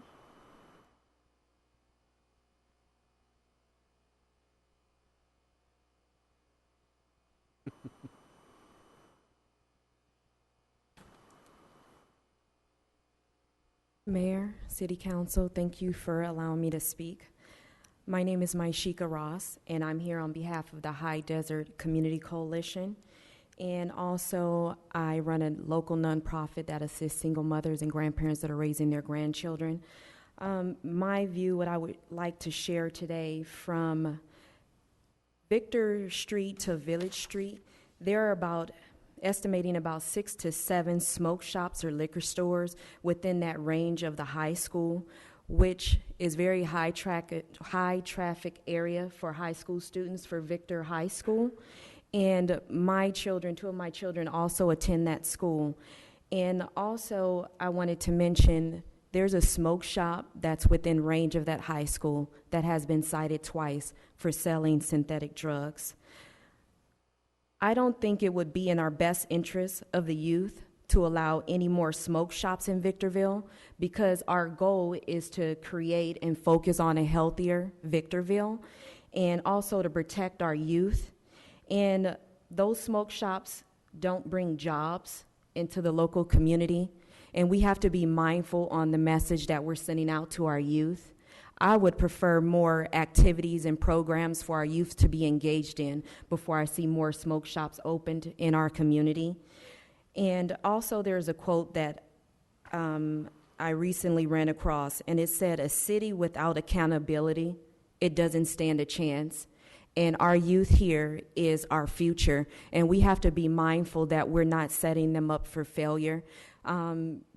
We have to be mindful that we are not saturating this community with smoke shops and liquor stores. We don't want our youth to know and to lean towards those things to do. And just like I shared before, my concern is the Victorville area where Victor Valley High School students walk to and from because of the shortage on the budget with the bus system. So a lot of the students are out there walking to and from schools, and with all of these smoke shops and liquor stores in that range of them walking to and from, is like a large L from Victor to Village. And I just want us to be more mindful when we do hear local or new smoke shops or liquor stores who want to open in the Victor Valley city, that we be more mindful when we think about our youth when we do approve these businesses. Thank you. Thank you. You're speaking on B5, is that right? B6. 6. B5 is an urgency ordinance. It basically does the same thing as B6. B6 is the regular ordinance that will Will you amend state the your name, community code. please? Yes, I'm Mike Grabhorn, Thank and you. I know my writing's terrible. It's supposed to improve over the years and hasn't happened yet. I'm with the High Desert Community Coalition. I was born here in Victorville at Onofrio's maternity home. I won't tell you what year, but some of you probably figured that out. First of all, I'd like to thank the City Council, the Planning Commission, and the Sheriff's Department with Captain Lucia for helping us with the ordinance on synthetic drugs. We've seen some great strides in that. I'd like to apologize for Captain Lucia for bugging him all the time. You know, once we got that ordinance going, we really wanted to see what was going to happen, and sometimes we threw some temper tantrums and everything to try and push things on, and I realize there's other things going on, but we appreciate all their work, and we appreciate the City Council passing that. I was a custodian for 30 years with San Bernardino County Schools. My last working was at Silverado High School. I saw firsthand the different, we'll say, obstacles that kids nowadays face, a lot more than I did growing up in the small town. And then I was appointed by Supervisor Levingard's office as to work for Department of Behavioral Health as a commissioner. And I enjoyed that so much that I retired early so that I could do it. As was mentioned, we have so many smoke shops in Victorville. At this point, we have 16, which I think is the most out of any place up here in the high desert, which gives us a bad appeal. It was mentioned the drug paraphernalia.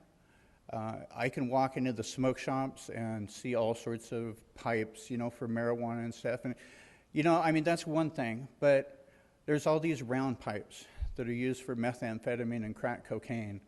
And it just really bothers me that someone 16, 17 years old can maybe get a hold of some drugs and just walk down the street and have somebody pick up a pipe for them. I think we need to make it more difficult. We need to have that time where maybe they can think and have a moment of clarity on some things, or make it so it's not so convenient. So I'm hoping that we'll work on these smoke shops, on the drug paraphernalia. As far as the e-cigarettes, I have no idea. I haven't researched that. We were talking about that before we came over. I don't know if it's good or bad.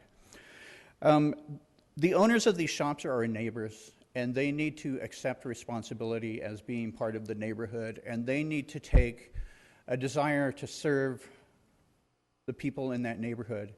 The people that don't want to cooperate with these different ordinances, eliminating these different paraphernalia, are people that are only in it for money. And I think we really need to change that. And that's all I have to say. Thank you. Thank you. James Mayo.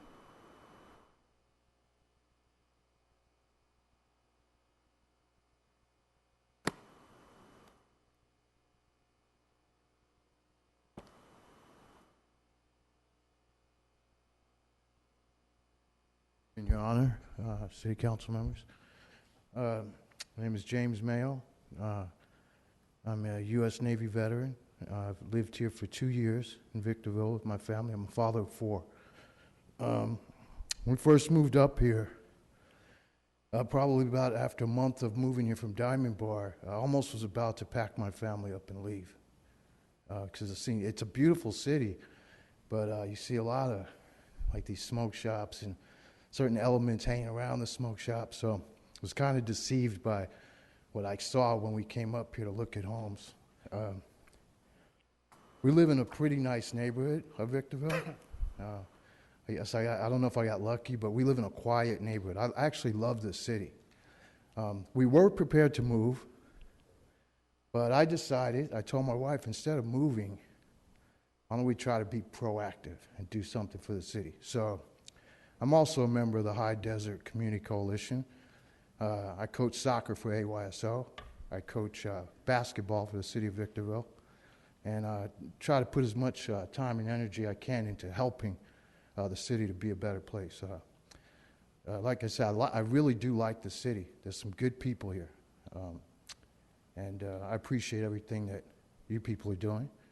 And that's pretty much all I have to say. I just think the smoke shops and that kind of stuff needs to kind of stop. I think there's too many of them. Like coming from Diamond Bar, I don't think I've ever seen one, to be honest with you, until I moved up here. So there's one everywhere. Everywhere I go, I see one. It's a beautiful city, and I'm going to continue to do my best to make it a better place to live. And thank you for your time. Thank you. Thank you. Thank you. That was the last card that I have. I will close the public hearing. Do we have any comments from council members? Move approval of ordinance 2339. Mr. Cox, I do need to read the title of the ordinance before I'm the sorry, council got ahead of adopts. you. Go ahead. City clerk, read the title of ordinance number 2339. An ordinance of the City Council of the City of Victorville relating to various amendments to Title 16 of the Municipal Code, including but not limited to transitional housing, reasonable accommodation, light auto repair, the definition section, the land use table, and the prohibition or regulation of certain uses within an environmental exemption. I'll second Mr. Cox's motion. Motion by Mr. Cox, second by Mr. McEachron to adopt the ordinance. All those in favor? Aye. Aye. Those opposed? None opposed. Motion carries unanimously. Item B7, consideration of proposed ordinance number 2341, entitled An Ordinance of the City of Victorville establishing speed zones upon certain streets in said city and amending sections 12.20.020 of the Victorville Municipal Code entitled to decrease of state law maximum speed on various streets. And I open the public hearing, and I do have one card, and that's Maggie Lowe.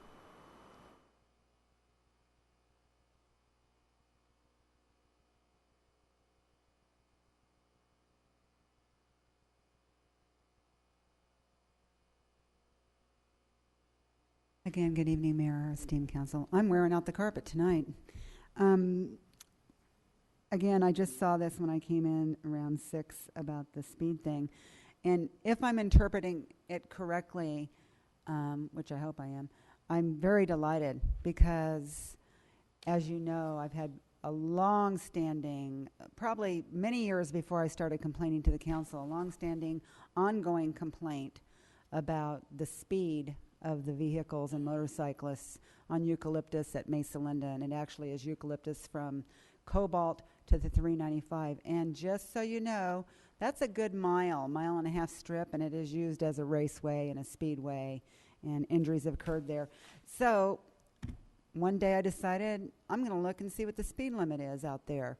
And there's not one sign on that whole strip of Eucalyptus as to what the limit is. So I called up the PD and talked to the traffic sergeant, and he said if it's not otherwise specified, it's 55 miles an hour. Well, even now, and even 55 is ridiculous, but even now there still stands no sign back there. And I would like to see if there's going to be some posting of signs that that street is definitely included, and I would not suggest 55 by any means, because I'm still working for, speed bumps, speed dips, more enforcement, anything I can get. And I'm kind of getting burned out because I'm just not making any headway on any front, whether it's with the PD, no offense to the captain, or with you people, And it's like how many accidents have to occur, or serious injuries or fatalities have to occur back there before you take the bull by the horns. And that in general is one of the problems I have with government from the local level to the federal level. We got to wait until some major thing happens and not be proactive like the smoke shops. So the gentleman who spoke before me said it better. And we don't have to be rocket scientists to figure out inhaling anything, whether it's the gas fumes at the gas station or liquid flammables or airplane fuel. That's no different than vaping. It's inhaling something that's definitely not good for you. Whether or not it's unhealthy, it's definitely not good for you. Thank you. Thank you. I don't have any other cards, so at this time I close the public hearing. And do we have any comments from council members? Did you have something, Jim? Nope. No? Just want to make the motion. Okay. City Clerk, please read the title of ordinance number 2341. An ordinance of the City of Victorville establishing speed zones upon certain streets in said city and amending Section 12.20.020 of the Victorville Municipal Code entitled Decrease of State Law Maximum Speed on Various Streets. I'll make the motion to approve, and please, before we get a second, I know a lot of people watch these council proceedings because I do get calls. And after the last speaker, it might appear that if there's enough objections or comments that we have we can make an arbitrary decision. We cannot. This is governed strictly by state law. So that if you want it reduced and the percentile of the traffic after the engineer studied it, give an indication of what it can be. There are really strict conditions that we have any arbitrary consideration of any kind on our own. And maybe if you have time, the city engineer can explain that to the young lady. Appreciate her comments, but I don't want anyone to be left with the opinion that if you complain, we can change it. That isn't the way it works. We have to follow state law. It's very strict. Sorry to interrupt the first, but I wanted to explain that. Second motion. Motion by Mr. Cox, second by Mr. Kennedy to waive further reading and introduce the ordinance. All those in favor? Aye. Those opposed? None opposed. Motion carries unanimously. Item B8, confirmation of annual assessment and adoption of resolutions for landscape maintenance, districts 1 through 3 is set forth below. Madam Clerk, will you please read resolution number 15-050? Mayor Garcia, on the resolutions, it's not necessary to read the titles, but it would be appropriate to go ahead and open the public hearing at this time. Thank you. At this time, I open the public hearing, and I do not have any cards. Therefore, I will be closing the public hearing. I'll move for approval of resolutions 15-050, 051, and 052. Second. Motion by Mr. McEachern, second by Mr. Kennedy. All those in favor? Aye. Aye. Those opposed? None opposed. Motion carries unanimously. Now we have consent calendar, and we have items C1 through C16. They can all be approved with one motion unless there is an item that needs to be pulled for discussion. I move approval of the consent calendar. Second. Motion by Mr. Kennedy, second by Mr. McEachern. All those in favor? Aye. Those opposed? None opposed. Motion carries unanimously. Madam Mayor, on agenda item D1, I'm going to recuse myself as my business is directly located next door to this property. Thank you. We have written communications. Item D1, sale of real property located at 17185 Yuma Street, Maurice A. Kelly, as set forth in resolution number VWD 15-009. Resolution number VWD 15-009 entitled A Resolution of the Board of Directors of the Victorville Water District approving the standard offer agreement and escrow instructions for purchase of real estate for the sale of certain real property located at the 17185 Yuma Street to Maurice A. Kelly and declaring the sale of the real property to be for the common benefit. Madam Clerk, can you read the recommendation, please? Yes, the recommendation would be to adopt resolution number VWD 15-009, approving the sale of the former Victorville Water District headquarters and authorizing the Assistant City Manager to execute all related documentation. Thank you. I did not have any cards on this item here.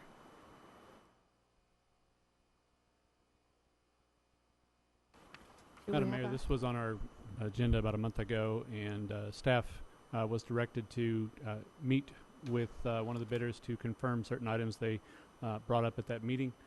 We have completed that, and after reviewing everything, including a review of both bids, staff has no reason to change the recommendation.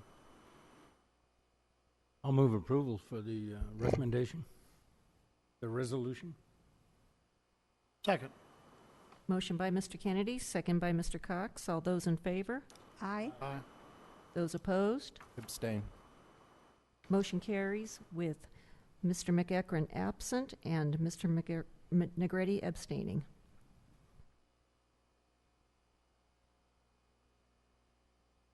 Okay, now we have item D2, and I appoint Deborah Sousa Deborah Sousa. to Legislative Review Committee. Is she here? Thank you. And the next one is an appointment of, let's see. Madam Mayor, I hate to interrupt, but The- you actually yeah, the need to get concurrence. You do need to have a vote to Yes, make that appointment. we do. But first, we have a recommendation. Can you read the recommendation, please, City Clerk? Yes, the recommendation is at the discretion of the City Council. The majority of the council members need to approve the appointment of Ms. Sousa to the Legislative Review Committee. So there need to be a motion on Do we that. have a motion? I'll move for approval. I'll second. Motion by Mr. McEachern, second by Mr. Cox. All those in favor? Aye. Aye. Those opposed? None opposed. Motion carries unanimously. Is this a time, please, for a question about this issue? Why do we have this committee? We've appointed 3 people. I haven't appointed anybody. I don't think Mr. Cox has. I am not at all clear exactly what this committee does or why we need it. This committee was brought up,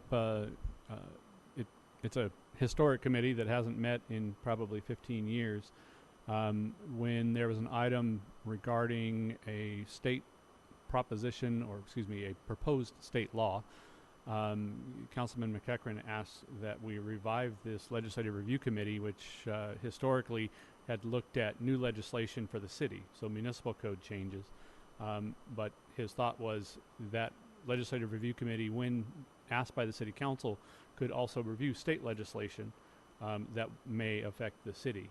That was the purpose. It was something that the council adopted or approved the formation or reformation probably 2 months ago or so, and there have been a few appointees, but it is not a full committee at this point with 5 members. Does that mean this committee is going to review all the ordinances that we pass?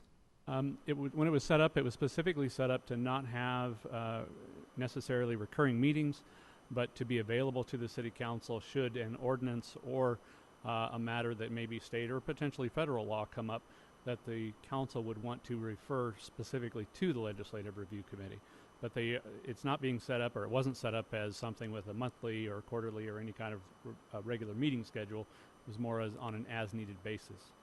Yeah, and I think the meeting that item came up, you may not have.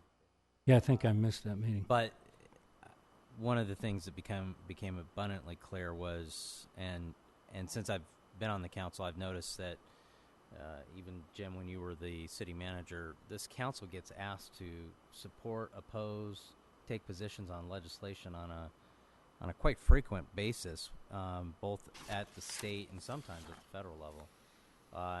And I just thought that, it would be kind of a good thing, in addition to what the Legislative Review Committee used to do, and quite frankly, if I could look to Mr. Borchard as to, as well as our city attorney, as to the ordinance on our ordinances in our municipal code and how old they are and which ones have been updated, and those that need to be updated are probably numerous.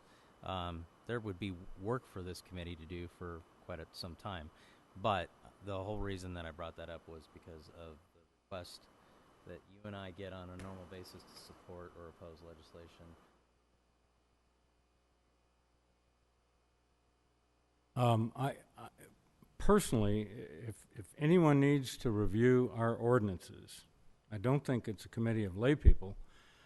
I think it's probably the city attorney's task, and I don't know why he doesn't review every single ordinance that comes before us right now. I mean, he's qualified and trained in this field far more than... Not only do we review them per state law, we're supposed to actually draft them as well. So we take a very close look at every ordinance that comes before and is passed on us by this council. And we get regular criticism on our ordinances of being vague and difficult to enforce. That's some bad proofreading on your part. Well, the effort over the last few years has actually been to simplify the ordinances. I mean, the ordinances turn into your municipal code, and there's a lot of antiquated provisions in your municipal code that haven't come before this council yet, such as the definition of parks and recreation that we probably need to look at. I was being flippant. Have you reviewed our ordinances? Review every ordinance that comes before this council. And we, from time to time, review portions of the municipal code and make recommendations that those need to be updated. Do you write them? We sometimes will either write them or staff will write them, and we will review them. We definitely review them. Well, I've been looking for someone to sit on the legislative review that's an attorney to review them. And so far, it's unanimous that the answer is no. You have people to do that. Why would we want to get involved? I don't know why you'd want lay people involved in it, because typically they have to be consistent with state law. State law changes either statutorily or through case interpretation. In addition, Attorney General opinions help you define what your municipal code is going to say as well. So we are on top of that. Again, that was not the reason that I used the function and the terminology, the name of that committee as as technically reviving it, but that's not how I envisioned that committee's function would be. More or less to, it could do that where needed, but it was more or less to look at state or federal legislation. And you also have the ability to rely on the League of Cities too. The League of Cities will give you information about upcoming and proposed legislation before the state legislature, and often from a city's perspective will recommend supporting or opposing it as well. And the only piece of legislation that comes to mind recently that I was asked to support, and I wanted to run out and do it enthusiastically, was Senator Feinstein's bill on protecting the desert, until it became very obvious to me there's not a single vote of support on that for this council. So why would I need a committee to tell me don't bother, because it's not going to get by this council? And I happen to agree with the general conclusion that our desert doesn't need the protection that bill is proposing. But anyway, I have no interest in appointing somebody to a committee that serves no particular purpose and isn't going to do anything. So I'm going to. We can appoint, if we ever decide to use it, I'll be happy to go find somebody to appoint to it, if I can.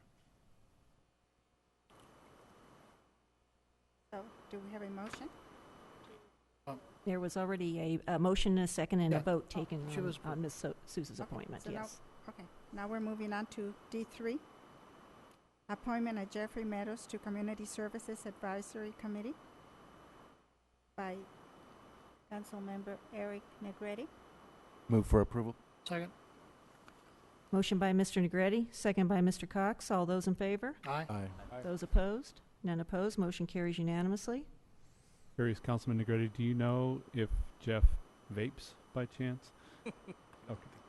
Just checking. Is he present? No, he's not. I'll ask him. Okay, item D4. That's the committee that reviewed the vaping. Yes, well, yeah. Item D4, declaration of results of Proposition 218, proceeding proposed increase to assessments for landscape maintenance, districts numbers 1, 2, and 3, as set forth in resolution number 15-028 through 15-030. And Madam Clerk, do we read the resolutions? Yes, Mayor Garcia, as a result of the Proposition 218 proceeding that was conducted on the 3 landscape maintenance assessment districts, the proposed increases, ballots were submitted, a public hearing was held, and after the public hearing, the ballots were tabulated. And so the purpose of this item is to announce the results. And then, because there was a majority protest on all 3 of those landscape maintenance assessment districts, the recommendation would be for the council to deny the adoption of the 3 resolutions, 15028, 029, and 030. So I'll just read the results of the election real quick, and then the council can take an action to deny the adoption of the resolutions. LMAD number 1, ballots in favor, 360. Ballots opposed, 1,866. LMAD number 2, ballots in favor, 126. Ballots opposed, 515. LMAD number 3, ballots in favor, 131. Ballots opposed, 646. Thank you. So the action would be to deny the 3 resolutions? That's correct. So moved. Second. Motion by Mr. Cox, second by Mr. Kennedy. All those in favor? Aye. Those opposed? None opposed. Motion carries unanimously. Can I ask the city manager what our action will now be, since we're not raising anybody's rates? At this point, we will revise the maintenance schedule for those LMADs to fit the amount of funding that's available. So I would anticipate that for all 3 of those LMADs, the quality of the appearance of those LMADs will diminish. That's because of frequency, or they aren't going to trim them as well, or? Well, they'll still do a good job when they do it, but they will be servicing them less often. Thank you. Item D5. Don't have any cards. Item D5, amendment number 3 to General Services Provider Agreement with Trimark Associates, Inc. Can you read the recommendation, please? Yes. The recommendation would be that the City Council approve Amendment Number 3 to extend the term of the General Services Provider Agreement with Trimark Associates, Inc. to exercise an additional one-year term for fiscal year 2015-2016 and incorporate automatic successive one-year renewals thereafter unless terminated by either party as allowed under Section 21 of the agreement. Move approval. Second. Motion by Mr. Kennedy, second by Mr. McEachran. One comment, and I'm sorry. 45 meters and an additional 5 meters for $32,000. Am I reading this right? Yes, this is for our electric and natural gas customers. It's more than just meters. It's meter service. It's they assist with our billing services and other. Heating, building, things. and everything Yeah. combined? Okay. Yeah. All right. Thank you. Motion by Mr. Kennedy, second by Mr. McEachran. All those in favor? Aye. Those opposed? None opposed. Motion carries unanimously. Just to clarify, we actually have city staff that do the billing itself, but they assist with every other aspect of these complicated meters. Item D6, request to approve energy facility compliance fees for the Victorville 2 hybrid power project. Madam Clerk, read the recommendation, please. The recommendation would be that the City Council approve payment of the annual energy facility compliance fees to the California Energy Commission, CEC, for the Victorville 2 hybrid power project in an amount totaling $27,403 for fiscal year 2015-2016. Move for approval. Motion by Mr. McEachran, second by Mr. Cox. All those in favor? Aye. Aye. Those opposed? None opposed. Motion carries unanimously. D7, amendment number 3 to General Services Provider, Standard Agreement for Airport Security Services. Madam Clerk, please read recommendation. The recommendation is that the Southern California Logistics Airport Authority Board of Directors approve Amendment Number 3 to the General Services Provider Standard Agreement between New Way Security and Investigative Services and Southern California Logistics Airport Authority, extending the term and increasing the compensation to an amount not to exceed $253,000. Madam Mayor, I think it's worth pointing out that increase is almost entirely due to the minimum wage increase in the state. I move approval. Second. Motion by Mr. Kennedy, second by Mr. Cox. All those in favor? Aye. Aye. Aye. Those opposed? None opposed. Motion carries unanimously. Yeah, question for staff on that, Mr. Metzler. Due to the fact that minimum wage is going to go up again January 1st, 2016, are we going to see another amendment to this agreement based upon that?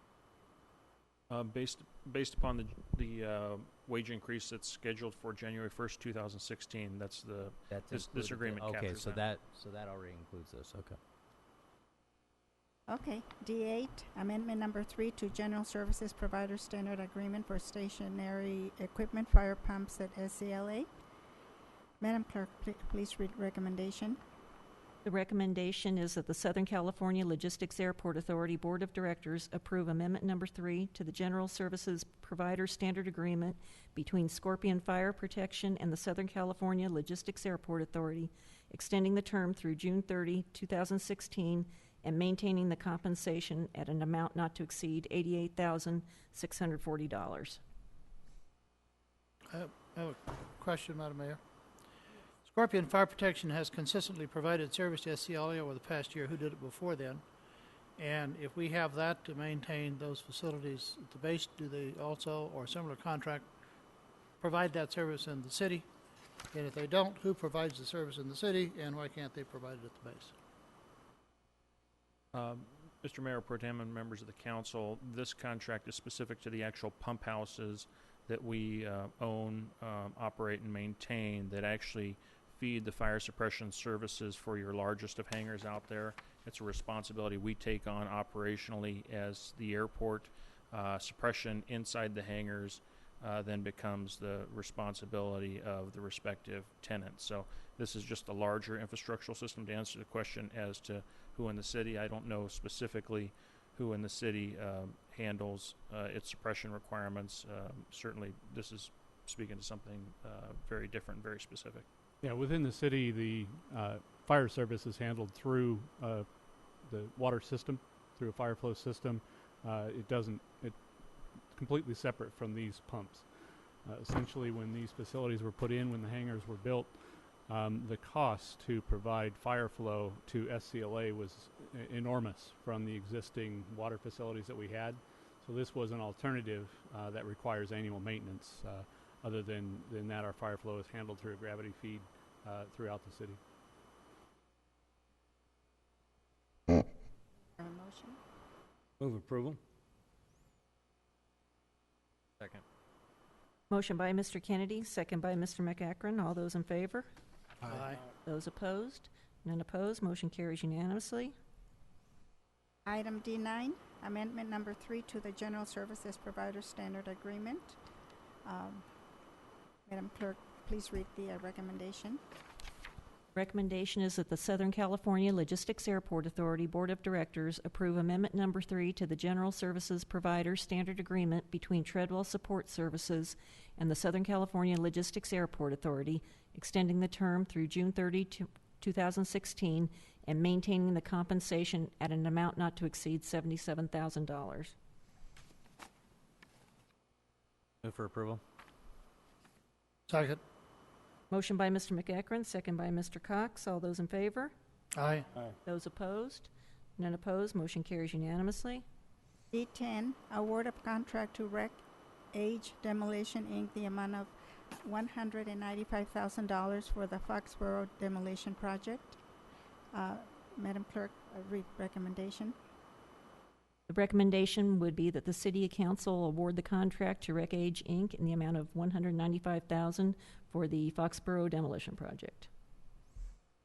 Move approval. Second. Motion by Mr. Kennedy, second by Mr. McEachran. All those in favor? Aye. Those opposed? None opposed. Motion carries unanimously. D11, consideration of approval of health and safety receivership litigation is set forth in resolution number 15-055. Madam Mayor and Council, this sounds extremely interesting and something that we all have been working for some time, which is cleaning up the city, certainly from a health, safety, welfare, and visual.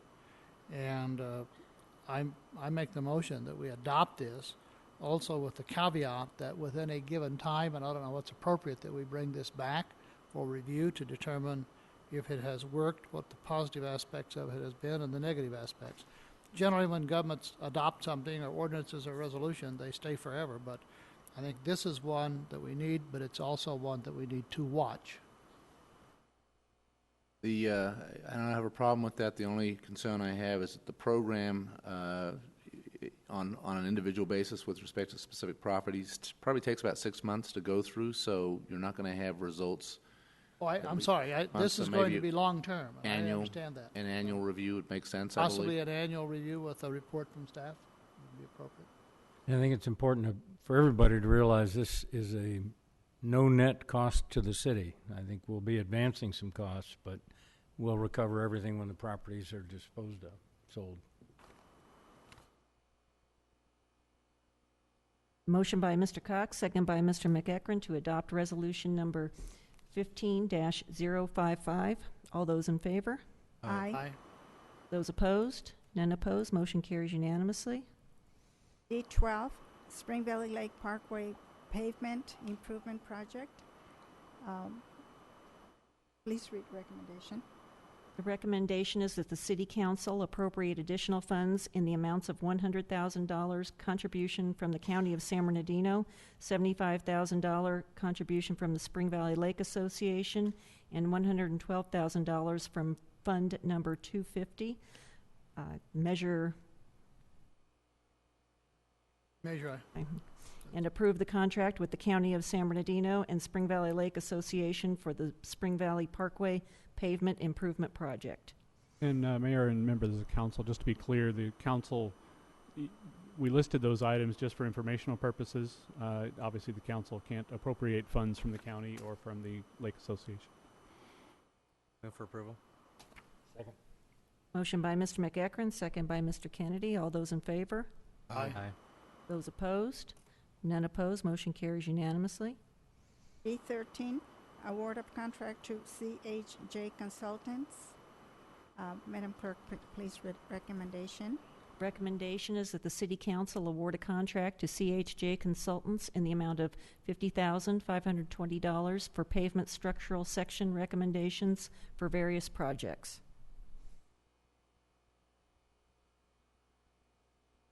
Move for approval. Second. Motion by Mr. McEachran, second by Ms. Garcia. All those in favor? Aye. Those opposed? None opposed. Motion carries unanimously. D14, award of consultant professional services provider agreement to Albert Groover and Associates for traffic engineering services. Madam Clerk, please read recommendation.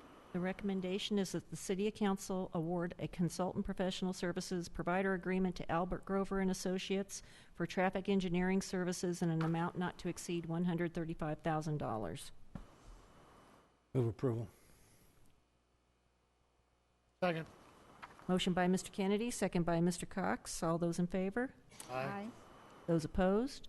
None opposed. Motion carries unanimously. D15, award of contract to STL Landscaping, Inc. for the Green Tree Golf Course drainage improvements. Madam Clerk, read recommendation. Recommendation is that the City Council approve an additional appropriation of $95,000 from Fund Number 202. Before we approve this, I'd recommend actually that two council members abstain from this because of the proximity of their homes on the golf course. For drainage improvements? Potentially drainage improvements. Yes, I believe the FPPC would potentially find problems with that. Okay.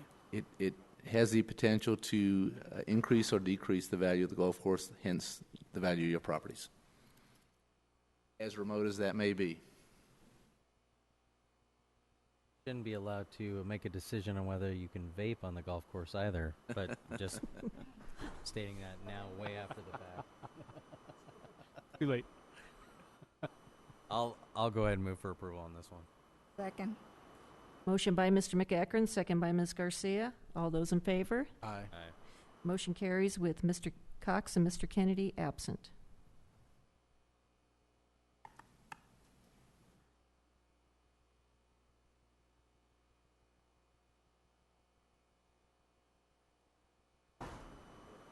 Oh. Should I wait for it? No. D16, Community Housing Development Organization, CHDO, Reservation and Commitment of Home Program Funds Agreement is set forth in Resolution Number 15-056. A resolution of the City Council of the City of Victorville approving the Community Housing Development Organization Reservation and Commitment of Home Program Funds Agreement, the construction agreement, and the agreement of containing home program requirements. Madam Clerk, please read the recommendation.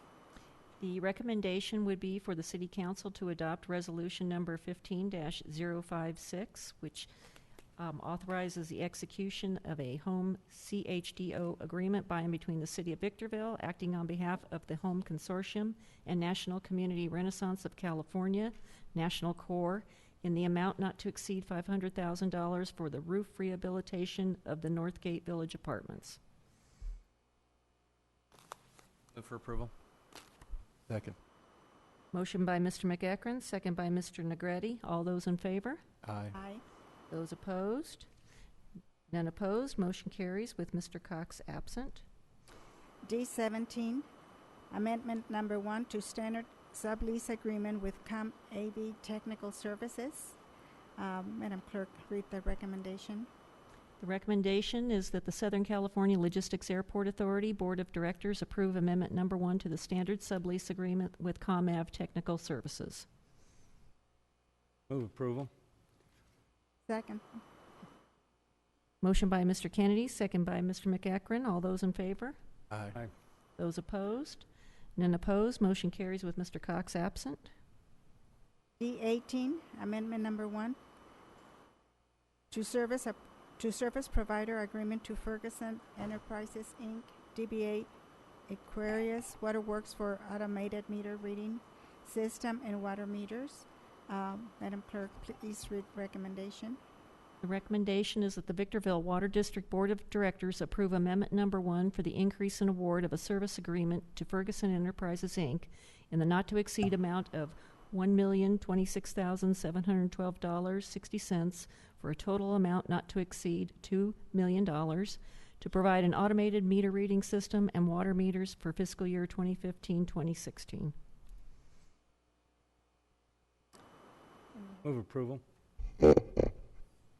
Second. Motion by Mr. Kennedy, second by Ms. Garcia. All those in favor? Aye. Those opposed? None opposed. Motion carries unanimously. D19, Senior Home Repair Program Grant Increase and set forth in Resolution Number 15-057, a resolution of the City Council of the City of Victorville, California, adopting a resolution for the purposes of establishing a grant award amount for the Senior Home Repair Program in the amount of $15,000 to assist low-income homeowners located within the City of Victorville who are at least 62 years of age and or are permanently disabled to make home repairs. Madam Clerk, read recommendation. The recommendation would be that the City Council adopt Resolution Number 15-057, authorizing the increase of the Senior Home Repair Program Grant Award from $10,000 to $15,000. Question on this one. Pretty good definition, I guess, of who's a senior and permanently disabled, handicapped, unable to make the repairs. Do we have a clear idea of exactly what repairs we're going to accept? I mean, are we going to allow barbecues to be built in the backyard? Barbecues, no. We do work very closely with our building and safety staff. When applicants are determined eligible, we actually do walkthroughs and identify the right repairs. So we actually do have an influence on the scope of work before it's actually... So it'll be sort of safety focused. Yeah, okay. I move approval. Second. Motion by Mr. Kennedy, second by Ms. Garcia. All those in favor? Aye. Aye. Those opposed? None opposed. Motion carries unanimously. D20, confirming the annual special tax amount to be levied in Community Facilities District CFD 90-1 for fiscal year 2015-2016, Mellow Rose, as set forth in Resolution Number 15-042. Can we handle all these CFDs together? So? Yes, you can. All three of them? Do all. A resolution of the City Council of the City of Victorville confirming the annual special tax amounts to be levied against the parcels within the Community Facilities District 90-1 for the tax year 2015-2016. And can I say that that will include D21, D22? Second. Motion by Mr. McEachran, second by Mr. Kennedy. All those in favor? Aye. Aye. Those opposed? None opposed. Motion carries with Mr. Cox absent. D23, presentation by, let me see, we already did that on the Veterans Home. I believe we have one left to do, and that is, we have a presentation of conceptual plan for landscaping of street medians and in compliance with drought regulations. Recommendation, none. Information item only. Madam Mayor, members of the council, I've had several questions from council members and members of the public regarding our medians and our parks and our golf course. So I asked a couple of, one department head, one acting department head to give a brief overview of what our plans are. As of right now, it doesn't look good, but we are putting some things in place to maintain our trees and things. So first up is Christian Gunter, Director of Community Services. Good evening, Madam Mayor and Council. We've done a number of things on the water conservation side, and I'll go through a slide presentation here that I believe Brandon has. If I can get that, there we go. And Doug will follow on with the Public Works and Open Space and Assessment District's presentation as well. So get this forward. There we go. Our department goals were 25% reduction in water use in city facilities, parks, and recreation facilities. Preserve trees, preserve sports fields, reduce turf areas at park sites and facilities that were non-essential, and utilize the Cash for Grass program, which is about the only way we can get to take out some of the turf and then replace it with something nice in the way of desertscape or water-wise plants. The Parks Division areas that were affected were the City Hall, Hook Park, Sunset Ridge Park, Schmidt Park, West Wind Sports Center, as well as the Green Tree Golf Course. Our plan of action at City Hall was to remove employee parking turf areas using Cash for Grass program and minimize the water use along the edge of Civic Drive. I say minimize, making sure there's enough water on those areas to make sure the trees stay alive. Quick before and after picture, you can see the area on the south parking lot. That's the south face of the building there. That area will be replaced with the Cash for Grass program. Hook Park, plan of action, remove the turf area in the median near the parking lot entrance, and again, use the Cash for Grass program. Minimal water use on non-sports fields areas. To be clear, on the sports fields are being watered 100%. We're trying to keep them in the best condition as possible. Here's a median area here at Hook Park. You can see the differential. The grass is turning brown on the medians. Those will be taken out and desertscape put in.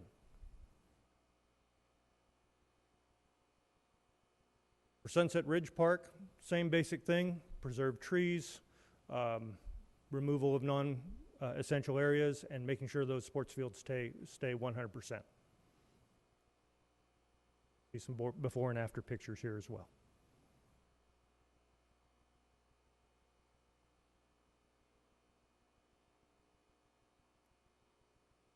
For Schmidt Park and West Wind Sports Center, we have approximately 12 acres there total between the two facilities. That facility is going to be going to Purple Pipe. And so 100% of the water being used out there for irrigation will go to recycled water. And that will save us an estimated 14 million gallons per year in potable water. Christian, just a question on, Yes, sir. On the pictures of the trees. Now we're seeing green grass around the base of the tree. What do we do? Add a bubbler? I mean, you got water lines there already. You're Yes. just adding a bubbler and shutting off the other sprinklers? Yeah, we've had some challenges in some locations, but what we've been able to do, and Doug will address this on some of the medians and the LMAD areas, but for instance, the golf course, we've actually gone to hand watering in a few places to try and make sure trees that are under stress get enough water. We've lost a couple at the golf course, and that just is. And they're mostly small ones that don't have a lot of root structure. But all of those trees that are in the areas where the irrigation's being shut off, at the golf course specifically, and I'll get there, will have essentially a drip system around the tree in order to give it enough water to survive. And or if there's a sprinkler nearby that can be turned just a few more degrees to hit it with the water from the irrigation, we will. Again, Sunset Ridge Park. Sorry, I'm going the wrong way. I apologize. Oh, that was a picture we were talking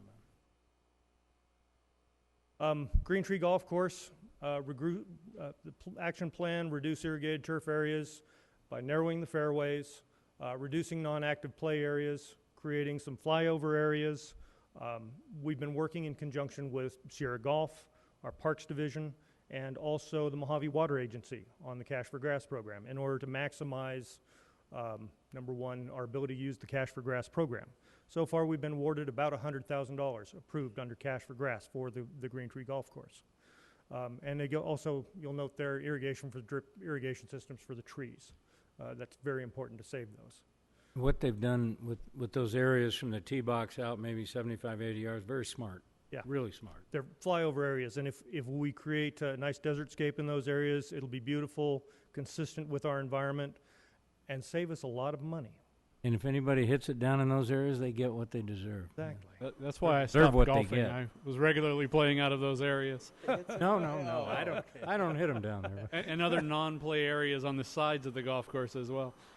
Now, just so you know, we actually applied during this process for about $500,000 for the Cash for Grass program at the Green Tree Golf Course. Mojave Water Agency approved $100,000 and are limited by their budget. They actually are looking at possibly extending that to even more money for us for the Cash for Grass program at that facility. And in fact, they're kind of heralding it as a poster child for what they'd like to see done.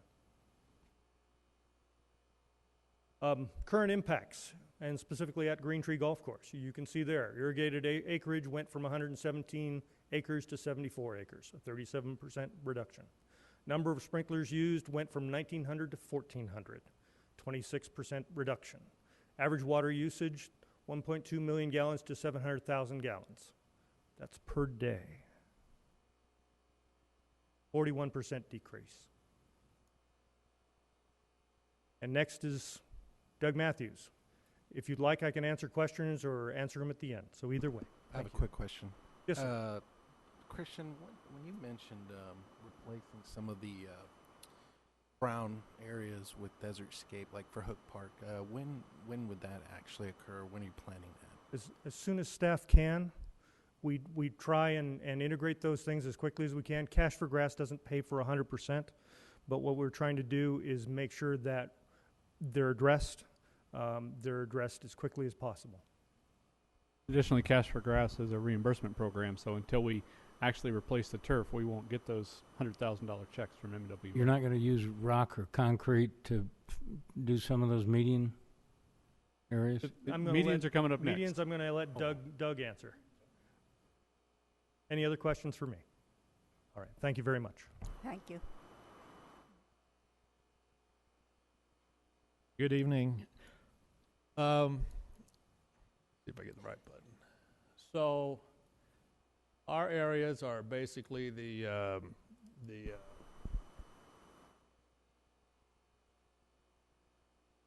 Public Works basically covers the medians and the LMAT areas, the landscape districts.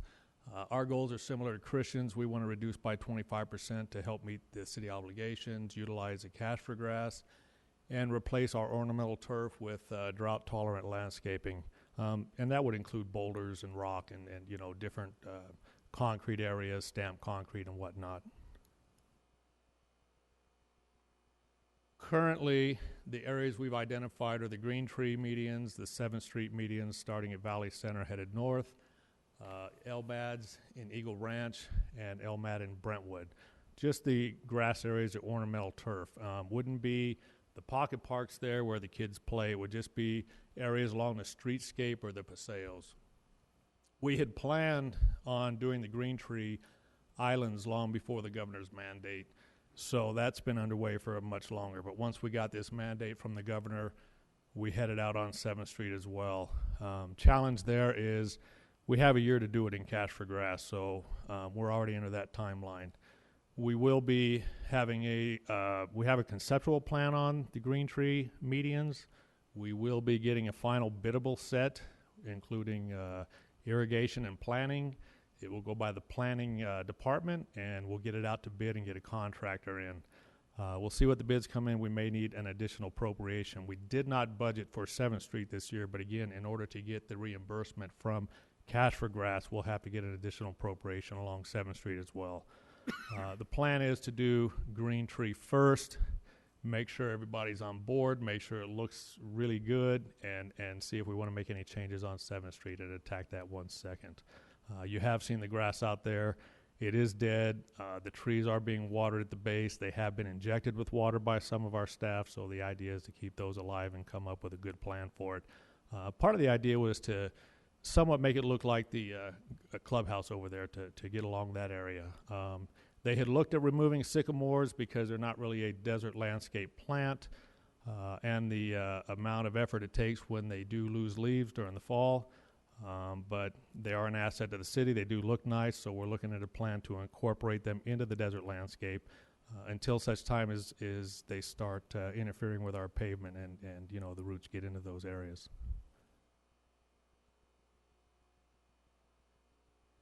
So in our open spaces, and that would be Green Tree and 7th, we have 71,000 square feet. That is our cash for grass that we've been allotted for. That's at $1 per square foot. So we will get that $71,000 once those projects are completed. Additionally, we have 28,000 square foot of turf at Eagle Ranch and 40,000 in Brentwood. Those are not slated for this year because Mojave doesn't have any more money for these projects. We will have to make some decisions as well, though, because since the assessments weren't approved to be increased, we really don't even have enough cost to cover our maintenance. So part of the requirements for cash for grass is you put 25% landscape in these areas. Frankly, we just don't maybe not have the money to replant in these areas, and it may be a combination of some dirt, some boulders, some bark, things like that to go in those areas. So we may not be able to meet those requirements, and we'll be meeting with the city manager on that to discuss that. We may turn those areas off earlier and forego the cash for grass because we might not be able to meet the requirements of those two LMADs. These are just the areas identified. As you can see on the picture, there's the Green Tree median, and then there's the 7th Street medians as well. There's the I-15, so those areas are kind of marked in red. Just a couple pictures of them showing 7th, 2 areas along 7th, and then the Green Tree medians, and as you're well aware, they don't look like that today. They're a little bit browner. This is the areas in Eagle Ranch. These are little paseo areas. We had been looking at this before these ballots went out because we knew we were going to have issues with money. We pretty much figured they weren't going to get approved for the increased assessments. So we were planning on replacing a portion of these, especially the entry to Eagle Ranch Parkway. But now with the mandate, we're going to pursue this a little more aggressively. And those are the areas along Eagle Ranch Parkway from an aerial view. It doesn't show them very well, but you can see some pockets of grass going along there. Brentwood's a little different. We do have a park in there that we do take care of. We'll keep that grass alive. That's part of the assessment district. I'm sorry, you take care of that, right? Your park.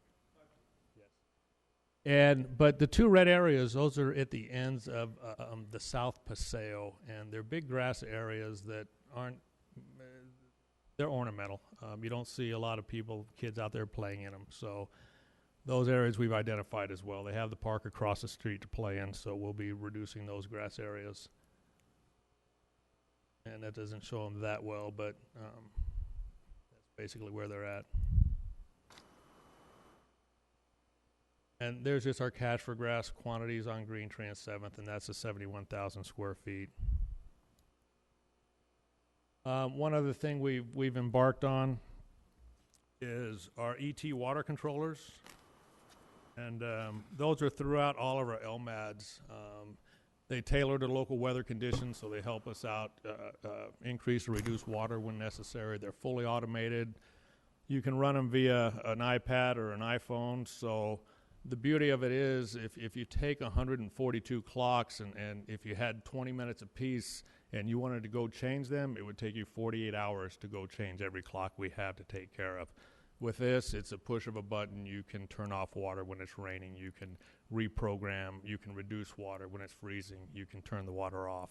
Just different things. Change time of day anytime. So they're very good. They're very money-saving, time-saving. We do have 61 of those installed. We've purchased an additional 14 in LMAD 2, which would be Eagle Ranch. And what we have remaining is 42 in LMAD 1 and 26 in LMAD 3. We'll get those as we can because those are two of the LMADs that did not approve the rate increase. So we're just going to, as funds allow us, we'll be buying clocks for those as well. So it also, they identify when we have leaks. So when they see a large amount of water going through the pipes, it will notify us and our operator will get a call and he'll just shut the system down from his house and we'll fix it in the morning. So it does have that capability too. These are about, I think they're about $2,200, $2,500 a clock. The clocks we used to make the developers purchase were between $20,000 and $25,000. So we've also helped them out as well. Technology's just come a long way. And with that, I'll leave you open any questions. Thanks, guys. Yeah, we just wanted to make it clear to the council and the public that we are being responsive. It might look like we don't have a plan right now because all you see is dead grass, but we are making sure that the plants that we want to stay alive so that we can beautify it in the future. Thanks, guys. Thank you. We move on to public comments. Public comment on items of interest to the public.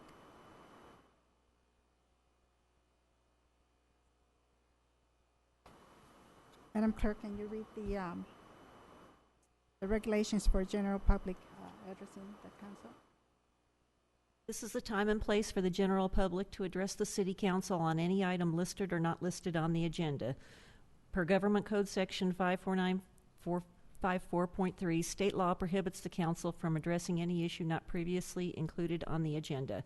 The council may receive testimony and set the matter to a subsequent meeting. Comments are to be limited to 3 minutes per individual or less as deemed necessary by the mayor, depending upon the number of individuals desiring to speak. I do have some cards. The first one is Dorothy Miller, and then next is Norman Miller.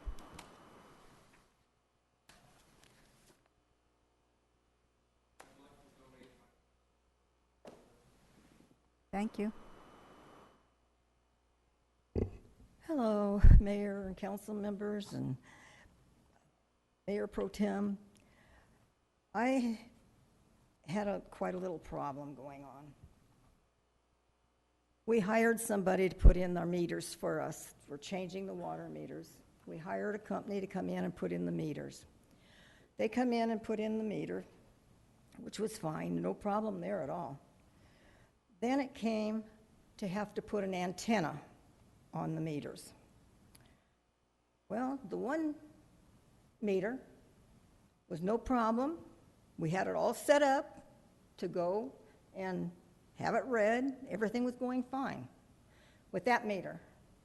The next thing, on the Thursday the 25th, the second meter, it was a concrete meter. They couldn't put the antenna on it. They had to drill a hole. Well, that become a problem. We'll come back. Well, nobody ever came back. Next thing, on the 25th, we had surveyors out there surveying all around the property, which was fine. Didn't bother me at all, except I wanted to know what in the heck was going on. I was not notified of any of this. Then on the 29th, that's on a Monday, here comes the crew. They come out and they changed the whole system. Now, the first meter was already set up, but no, we put in new pipe all the way down to both meters, all the way across my driveway. It was wonderful, just a wonderful mess for me. Anyway, so I had a little meeting. I had a meeting with the city manager, and he had a little conversation. He told me that if I got stuck down in the bottom where I have to back out, he's got a winch on the front of his truck. He'll come and pull me out. But he forgot to give me his telephone number so I could take care of it. Anyway, then I took the mayor out, showed her some of the area. She had no idea what we're really up against here. So I took her for a little ride, and we looked the area over. Then I had the pro tem come out, Mr. Cox. He come out, and I took him, and I actually should say, he took me, and I showed him the area, and I showed him some of the things that we have to put up with out there. And I was very, very, very impressed, because 2 days later, the pile of stuff that was in the dirt road was removed. And I know it had to be the one that's seen it all. So I really want to praise him for that. And the city manager, he ended up, we had a hole in one of the lids on our shutoff valve, and they came out the next day after I had a meeting with him and put a new cap on, which is wonderful because we won't have snakes and all the other good things in there. So anyway, I want to thank the people that have helped us. But I really think we should have been notified of the whole thing. And if one was going to work, then why not just fix the other one instead of tearing up the whole darn yard? And that's where I'm at right now. So anyway, thank you. Thank you. El Cotillo? Oh, okay. Evidently he's gone. Robert Harriman?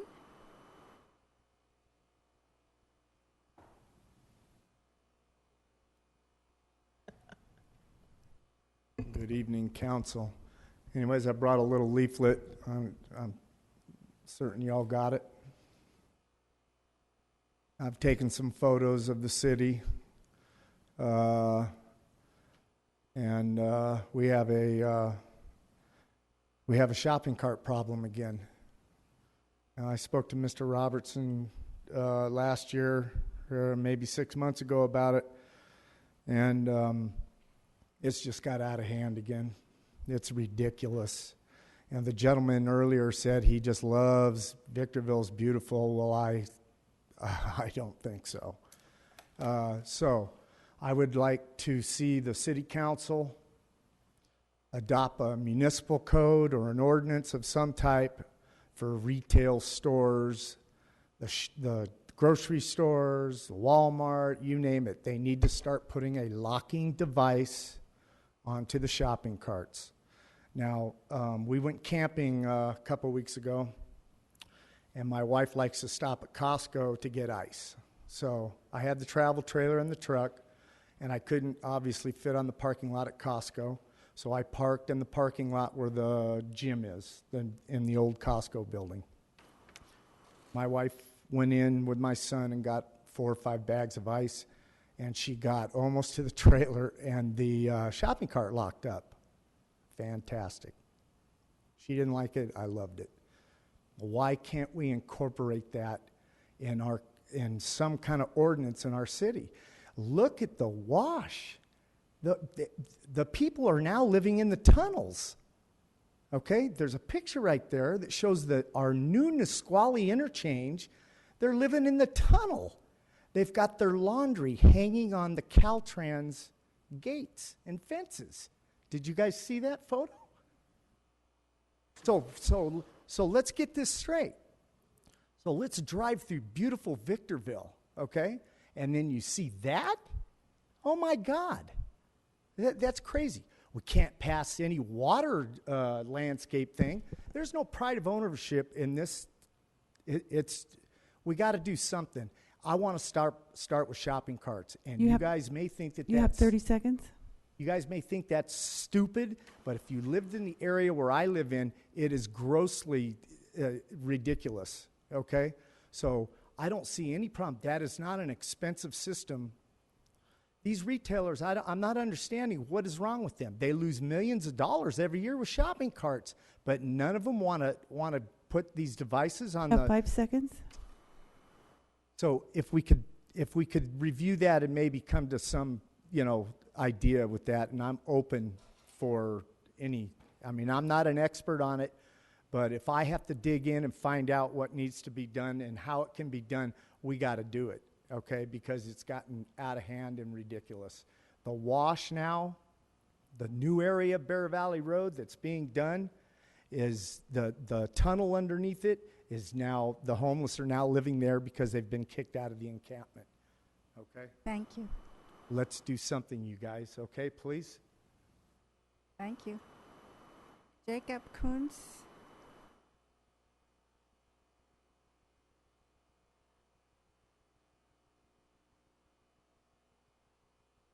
Good evening, Mayor, Council. It is getting to be a long night, so I'll try not to be long-winded here. I'm with Y Green Energy Fund. We are a PACE financing provider that's property assessed clean energy. You may be familiar with your residential program, the HERO program. We are the #1 commercial and multifamily PACE provider in the state of California. We also do the residential, your residential constituency. We are the #2 in that behind HERO. Really what I came to talk to you about tonight was, obviously we're having problems in every city. I've spoken probably 25 cities throughout the Inland Empire and High Desert now, and we all have the same problem with getting financing for water or for energy improvements. PACE financing is that vehicle for a property owner to use the equity in their home in order to do those financings for those measures themselves, right? We do have to worry about it at a city level, obviously. For the city's properties, we also have municipal measures coming down the pipe, but right now we serve the commercial and multifamily constituency that you have. So we're going to be asked to, if you guys would pass a measure or a resolution for us in order to operate within the city to provide competition within the PACE market and also add to your current offerings to include commercial and multifamily as well. So I'll leave my card with you guys, but we'll try to be in communication and hopefully benefit the city and help you meet your water reduction measures. Thanks, guys. Thank you. Elena, and I'm sorry I cannot read your last name. I don't know if it's, what is it? Hatat?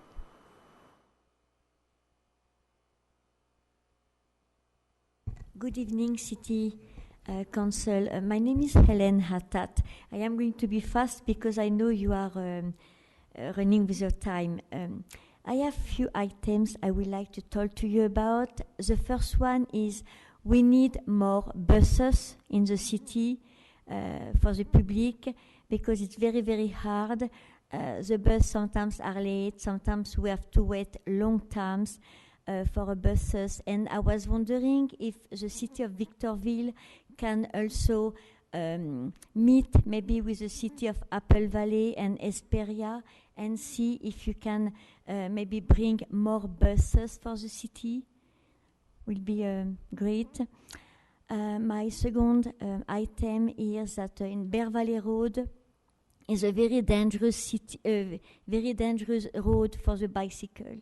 I ride my bicycle every day, and I know there are several accidents on Bear Valley Road, so I was wondering if the city can build a separation for the bicycle to be separate from the car, so no accident will occur, you know, because I ride my bicycle often, and it's very, very dangerous to be on a bicycle on Bear Valley Road.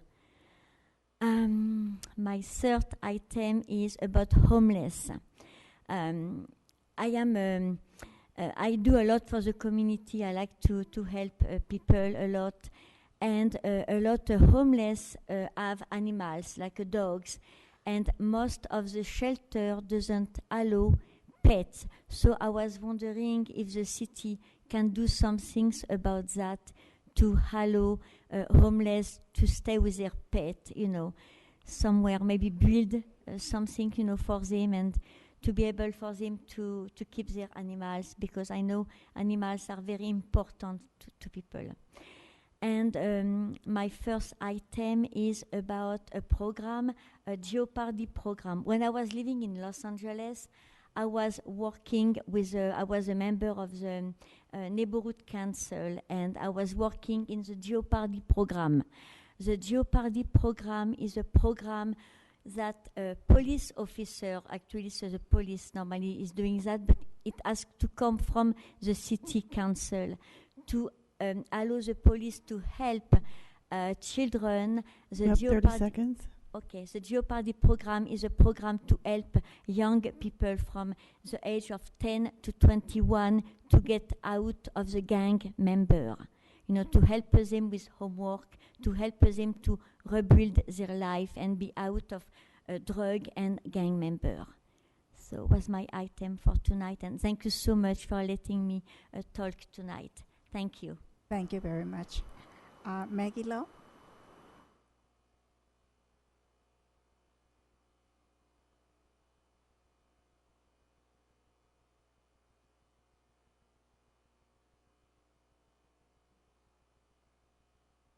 I think Maggie took some of her 3 minutes on the road item earlier. She kind of drifted a little bit. On the what? The street speed limit item. You kind of didn't focus on that. You went into your own public comments. Okay. Okay. Again, good evening, council. It is getting late. Having some trouble with my contacts. I delivered a copy of this notice of violation that I received dated June 8th of this year regarding the condition of my property. I did highlight for you, I only brought one copy for you, and I have one for myself. And 17 years I've been in my home, and I thought I had a half-acre lot. That's how they advertised it to me. I found out when I came to code enforcement to have a very lengthy discussion with them that I have a .43 acre lot.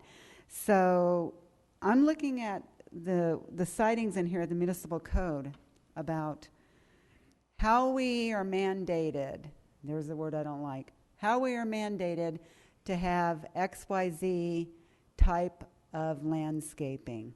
Now, the reason I don't like it is I'm going to tell you why. It's very simple. Back up until 2008, for about 6 years, terminating around 2008, 2009, I had 1,700 square feet of sod in my front yard, and that wasn't my whole front yard. Okay, but in around 2008, 2009, I was looking into, there were a lot of other factors, but the relevant one being looking into doing the right thing and doing the Cash for Grass program. Well, due to other factors going on in my life at that time, I was not able to focus on that, so the sod died. So I removed it, got it out of there. But this is the ambiguity that I see that exists in our city. Is you can tell me, or you can tell anyone, put in water, drought tolerant, I'm trying to say, drought tolerant plants, or in my case, or I can save water. So you pick which one, because I can't do both. Okay, because there's an initial expense of putting in these specific items based on size, height, width, whatever, that is not realistic to impose that on any citizen, whether they can afford that or not. I would think the city would be pleased as punch that my focus is on one thing and one thing only, saving water. Am I looking at a dirt front? You have 30 seconds. Am I looking at a dirt front yard? Yes, I am. But the satisfaction I get, the payoff for that is knowing that I'm not watering anything other than a few crepe myrtle trees and a few measly two actually, rose bushes. That's all I'm watering in my front. I have other trees in the back, and I sit there on my patio so I can monitor the hose. They're not connected to sprinklers. I monitor the water usage. I sit there and I watch it so it's not running off and not overwatering. But I'm offended. I know, Marcy. I'm sorry, Purely. Here's what really just makes my hair stand absolutely on fire, is this last sentence in here about court fees. I'm having trouble, I beg your pardon. Additional fines for noncompliance, additional fines, or, hold on a minute, possible criminal prosecution. Those are the words that will make my hair stand on fire. I'm sorry, you're over your time limit. Well, cite the penal code, because that's where criminal prosecution comes from. Don't threaten me with prosecution. Your time is up. Unless you can cite that. Thank you. Thank you. Those are all the cards that I have. Do we have a report from City Manager? Just a couple of things real quick. I heard a lot of positive comments. I was out of town. Heard a lot of positive comments from residents about the fireworks show that the city funds each year. I guess it was just really over the top this year. I see some nodding heads. And then also I want to commend some of our staff, our public works staff and our animal control staff specifically. Of course, police and fire were also active, but you typically know that they are when we had first fires and then floods within about a 72-hour period. Some of our animal control staff and public works staff actually mobilized and assisted with some of the larger farm-type animals that they typically don't encounter within our city, and assisted with rescuing some of those and taking care of them over at the fairgrounds. So I want to commend them for that work. And then, of course, Public Works had a kind of a funny situation on Sunday as we were watching all of the water go by our house and the other typical areas around the city. My wife asked me, shouldn't you be in the office telling people where to put up barricades and things? And My comment was the same public works staff have been putting up the same barricades in the same places throughout the city since before I started working at the city 13 years ago. So no, they don't need me to tell them where to put them. They knew the storm was coming. They were prepared. They put them out, and we're dealing with the aftermath as we always do. Just as a reminder to the public, many of our parks, our golf course, and other public facilities are actually drainage courses. They're designed to handle that flow. They do require some maintenance after the flows are gone, but it's okay that Doris Davies Park has a river running through it. It's okay that the golf course has a river running through it. When we get that much rain, that's what it's designed to do. That's all I have. Council members, anything? No? There's no other business before this council, so this meeting is adjourned.